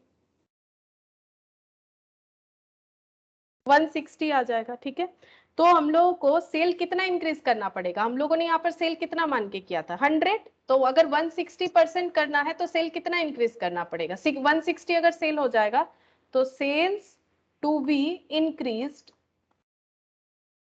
bye 160 minus 100 equal to 60 unit, और परसेंटेज में बताने बोला है, दैट इज कितना हो जाएगा 60 डिवाइडेड बाय 100 इंटू 100, कितना परसेंट बढ़ाना पड़ेगा 60%। देखो यहाँ पर भी वही आया था, 200 यूनिट बढ़ाया हम लोगों ने। ठीक है, टोटल 200 यूनिट हो रहा है, ये क्वांटिटी निकाला हम लोगों ने। तो यहाँ पर 60% जो है हमें इंक्रीज करना पड़ेगा, एग्जिस्टिंग सेल का 60% इंक्रीज करना पड़ेगा, इसका मतलब। अच्छा, लेकिन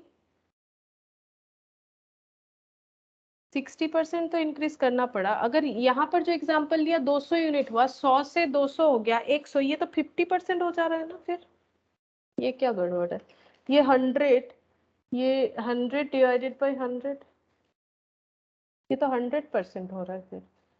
1600 बाई 8 यानी 200 यूनिट अगर सेल क्वांटिटी करना पड़ेगा। मैंने एग्जांपल में लिया हुआ था कि पहले 100 यूनिट है, 100 से 200 तो 100 यूनिट हो जाता है, फिर दोनों टैली क्यों नहीं हुआ। 60% करना पड़ेगा, तो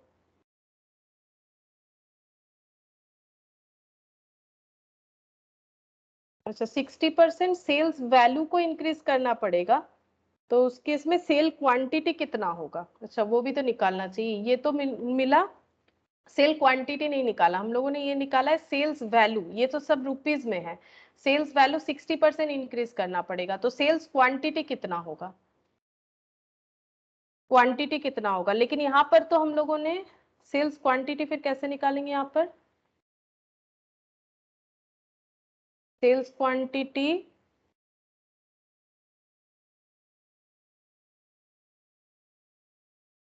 वन 160 करना पड़ेगा, 60% इंक्रीज, मतलब ये 160 करना पड़ेगा, तो क्वांटिटी कितना हो जाएगा। ये अगर 1 यूनिट का होगा, हम सेल्स 160 लेंगे ना, 160, और मैम डिवाइड नीचे 80 से करेंगे ना, क्योंकि हमने सेलिंग प्राइस नया तो 80 है ना, वहाँ पे 100 क्यों लेंगे। 160 डिवाइडेड बाई 80 इंटू 100 होगा ना, तभी तो यूनिट्स में आंसर आएगा। नहीं ये तो इंक्रीमेंट निकाला हम लोगों ने कि 60, ये रुपीज है। अच्छा हाँ, ये तो रुपीज है, ये तो यूनिट नहीं है। 160 माइनस 100, ये 60 रुपीज, मतलब 60% रुपीज में बढ़ेगा, ठीक है। अच्छा, और सेल्स क्वांटिटी कैसे बढ़ाएंगे, सेल्स क्वांटिटी के लिए हम लोग यहाँ पर लिखेंगे desired contribution, desired contribution divided bye revised PV ratio into revised selling price. Selling price मतलब ये देखो, सेल्स क्वांटिटी कैसे निकाला हम लोगों ने, 1600 कैसे आया, जो हम लोग का सेल्स वैल्यू था, डिवाइडेड बाय यहाँ पर जो सेलिंग प्राइस है। तो ये तो क्वांटिटी यूनिट ये सब था तो हम लोगों ने निकाल लिया। यहाँ पर हम लोग कैसे निकालेंगे, ये देखो डिजायर्ड कंट्रीब्यूशन क्या है, डिजायर्ड कंट्रीब्यूशन तो 40 है, ठीक है। अच्छा, पीवी रेशियो है 25% और रिवाइज सेलिंग प्राइस है 80%, तो 0.80 का अगर 25% करेंगे, सेल पे पीवी रेशियो लगाएंगे तो हमें क्या मिल जाएगा, कंट्रीब्यूशन मिल जाएगा पर यूनिट, है ना। तो ये देखो 0.8 बोल रहा है, 80 पे 25% लगाएंगे, 80 रुपीज एक यूनिट का है ना। हम लोग अगर ये सब एक यूनिट यूनिट यहाँ पर अगर हम लोग 1 मान लेते हैं, एक यूनिट का 100, एक यूनिट का 80, इस तरह से अगर मान लेते हैं, तो एक यूनिट का 80 रुपए है, 80 रुपए के 25% मतलब कितना हो जाएगा, 20। कंट्रीब्यूशन हो गया कितना, 20 हो गया एक यूनिट का, 20 पर यूनिट। देखो ये आ गया ₹20 पर यूनिट कंट्रीब्यूशन, और ये है टोटल कंट्रीब्यूशन।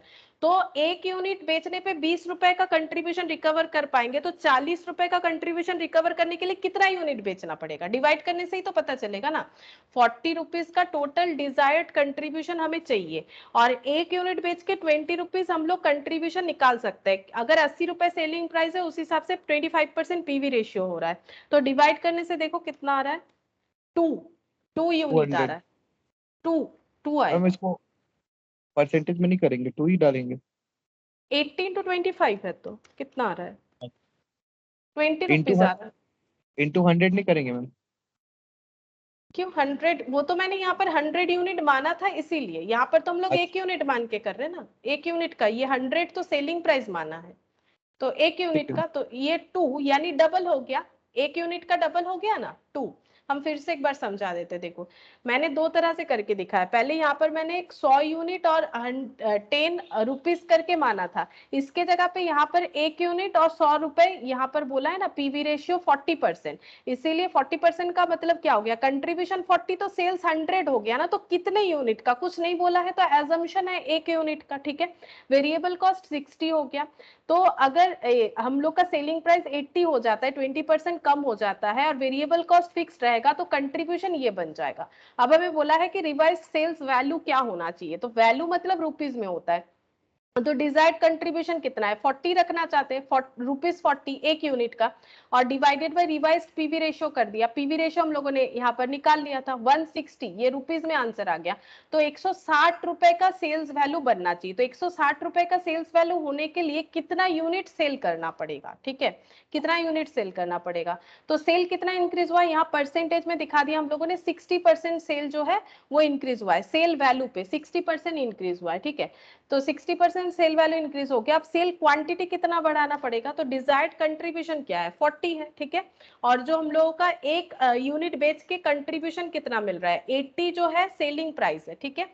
और इस पे अगर हम लोग 25% लगाएंगे तो हम लोग का कंट्रीब्यूशन आ जाएगा 20 रुपीज करके, और हम लोग को टोटल 40 रुपीज का कंट्रीब्यूशन रिकवर करना है। तो डबल 2 यूनिट जो है हमें सेल करना पड़ेगा, सेल क्वांटिटी जो है वो 2 यूनिट हो जाएगा। तो सेल वैल्यू हमें 60% बढ़ाना पड़ेगा, सेल्स क्वांटिटी को डबल करना पड़ेगा, ताकि हम लोग जो सेलिंग प्राइस रिड्यूस हो रहा है उससे जो लॉस होगा उसको ऑफसेट कर पाए। तो क्वांटिटी डबल करना पड़ेगा और जो सेल्स वैल्यू है उसको 60% बढ़ाना पड़ेगा, मतलब सेलिंग प्राइस 60% बढ़ जाएगा, क्वांटिटी डबल हो जाएगा। ये होगा कंक्लूजन, ठीक है। अदरवाइज ये देख के भी समझ सकते हैं, यहाँ पर 10 और 100 की जगह कोई भी एग्जांपल ले सकते हैं। यहाँ पर 1 यूनिट का हम लोगों ने माना है कि 1 यूनिट का 100 है। एक बार घर पे देखोगे तो आई होप कि और भी क्लियर हो जाएगा, नहीं तो हम बता देंगे फिर से।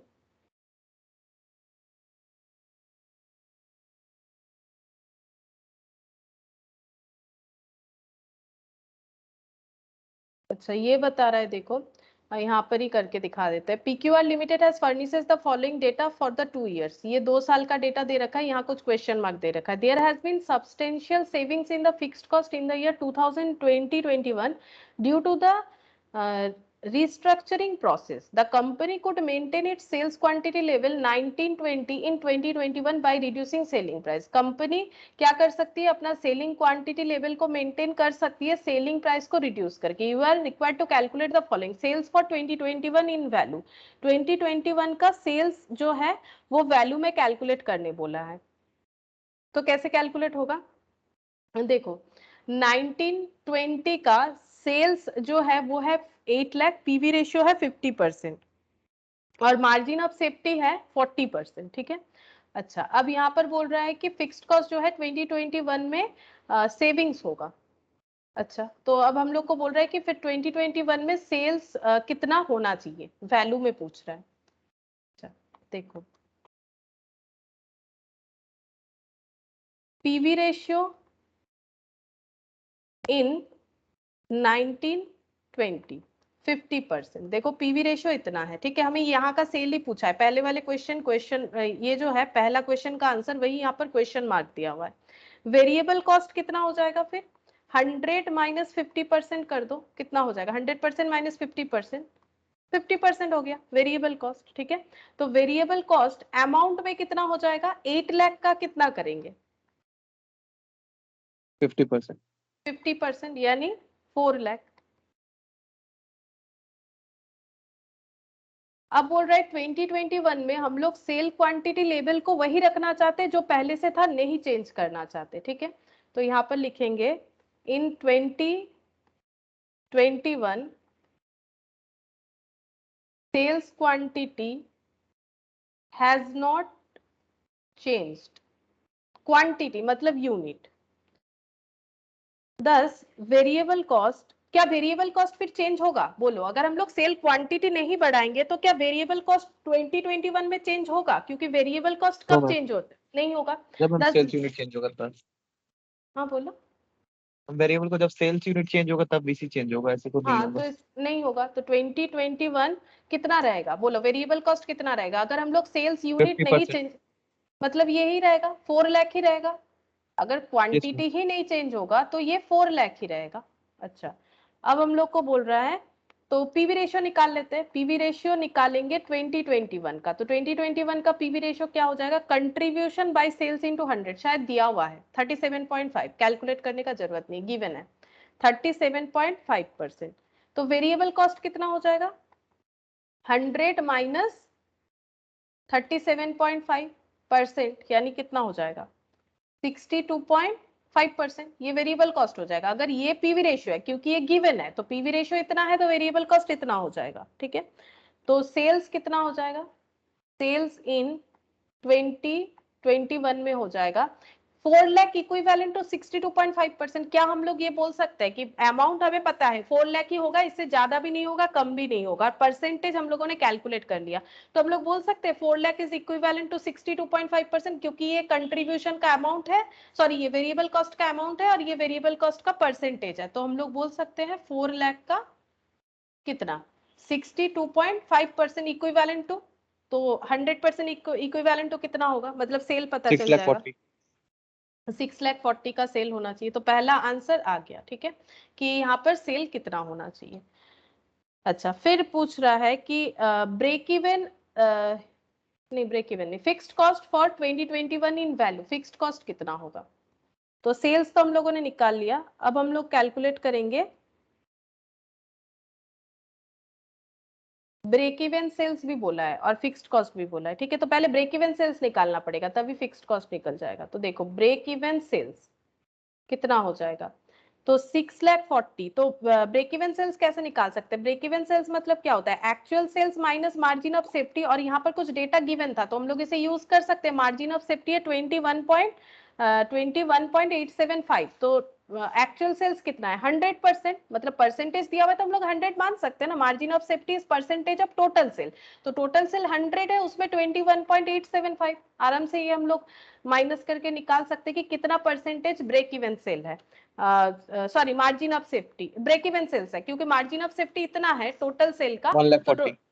हाँ ये परसेंटेज में कितना आ रहा है 100 माइनस 21.875, तो ये हो रहा है 78.125%, ये क्या हो गया, ये हो गया ब्रेक इवन सेल्स। ठीक है, तो ये इतना परसेंट ऑफ क्या होता है, ये break even sales of what होता है, टोटल सेल होता है। ठीक है, तो 6,40,000 का इस पे परसेंटेज लगा देंगे तो अमाउंट में पता चल जाएगा। देखो समझ में आया कि नहीं, सिंपल है, यहाँ पर बोल रहा है कि 21.87% margin of safety as of percentage of total sale, मतलब टोटल सेल्स नीचे है, ऊपर है मार्जिन ऑफ सेफ्टी जिसका परसेंटेज इतना आ रहा है 21.875 डिवाइडेड बाई 100, तो total sale 100, margin of safety इतना, इससे इसको माइनस करने से ही ब्रेक इवन सेल्स आ गया, ब्रेक इवन सेल्स का परसेंटेज निकल गया परसेंटेज ऑफ सेल्स के हिसाब से माइनस करने से, तो सेल पे उतना लगा दो तो आंसर आ तो जाएगा 1 लाख कितना, 40 है क्या? माइनस करने से ए सॉरी इंटू करने से जितना होगा 5 लाख बोल रहा है इंटू 5 करने से। लाख का नहीं मैम, अगर माइनस कर देंगे तो 5 लाख आएगा। 1 लाख 40 बोला था एमओएस है। हाँ ये 5 लाख हो गया ब्रेक यस। इवन से, माइनस करके परसेंटेज एक बार में निकाल दिया हम लोगों ने। अब फिक्स्ड कॉस्ट निकालना है, तो फिक्स्ड कॉस्ट क्या होता है, break even sales equal to क्या होता है, fixed cost by PV ratio. PV ratio, इसको यूज कर लेंगे। तो ब्रेक इवन सेल्स तो अभी कैलकुलेट किया 5 लाख,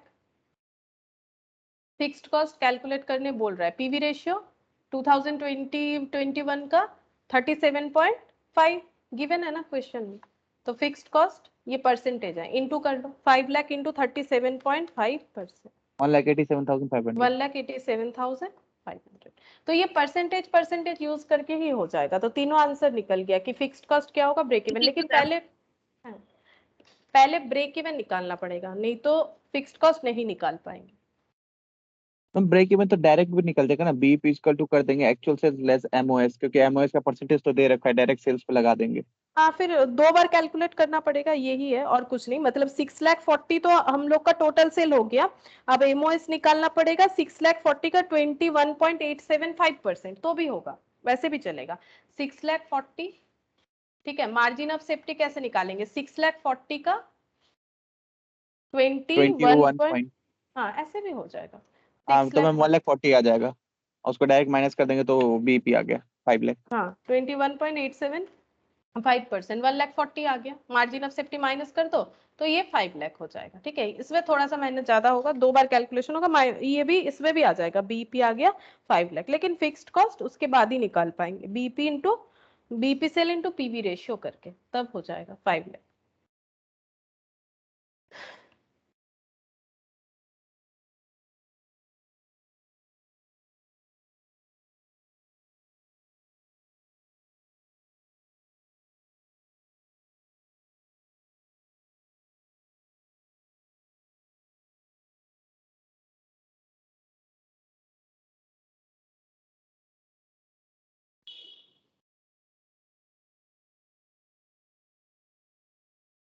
अच्छा आज इतना ही करवाएंगे, ठीक है। जिन जिन लोग का नहीं हुआ है लिख लो, बाकी और नहीं करवाएंगे, इतना ही करवाएंगे, ठीक है। बाकी ये तुम लोग करके देखो जो भी है,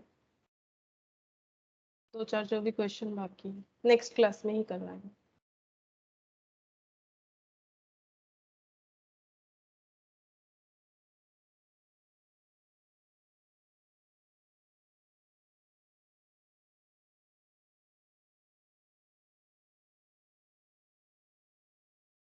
बाय मैम। बाय। दीदी हाँ हाँ बाय।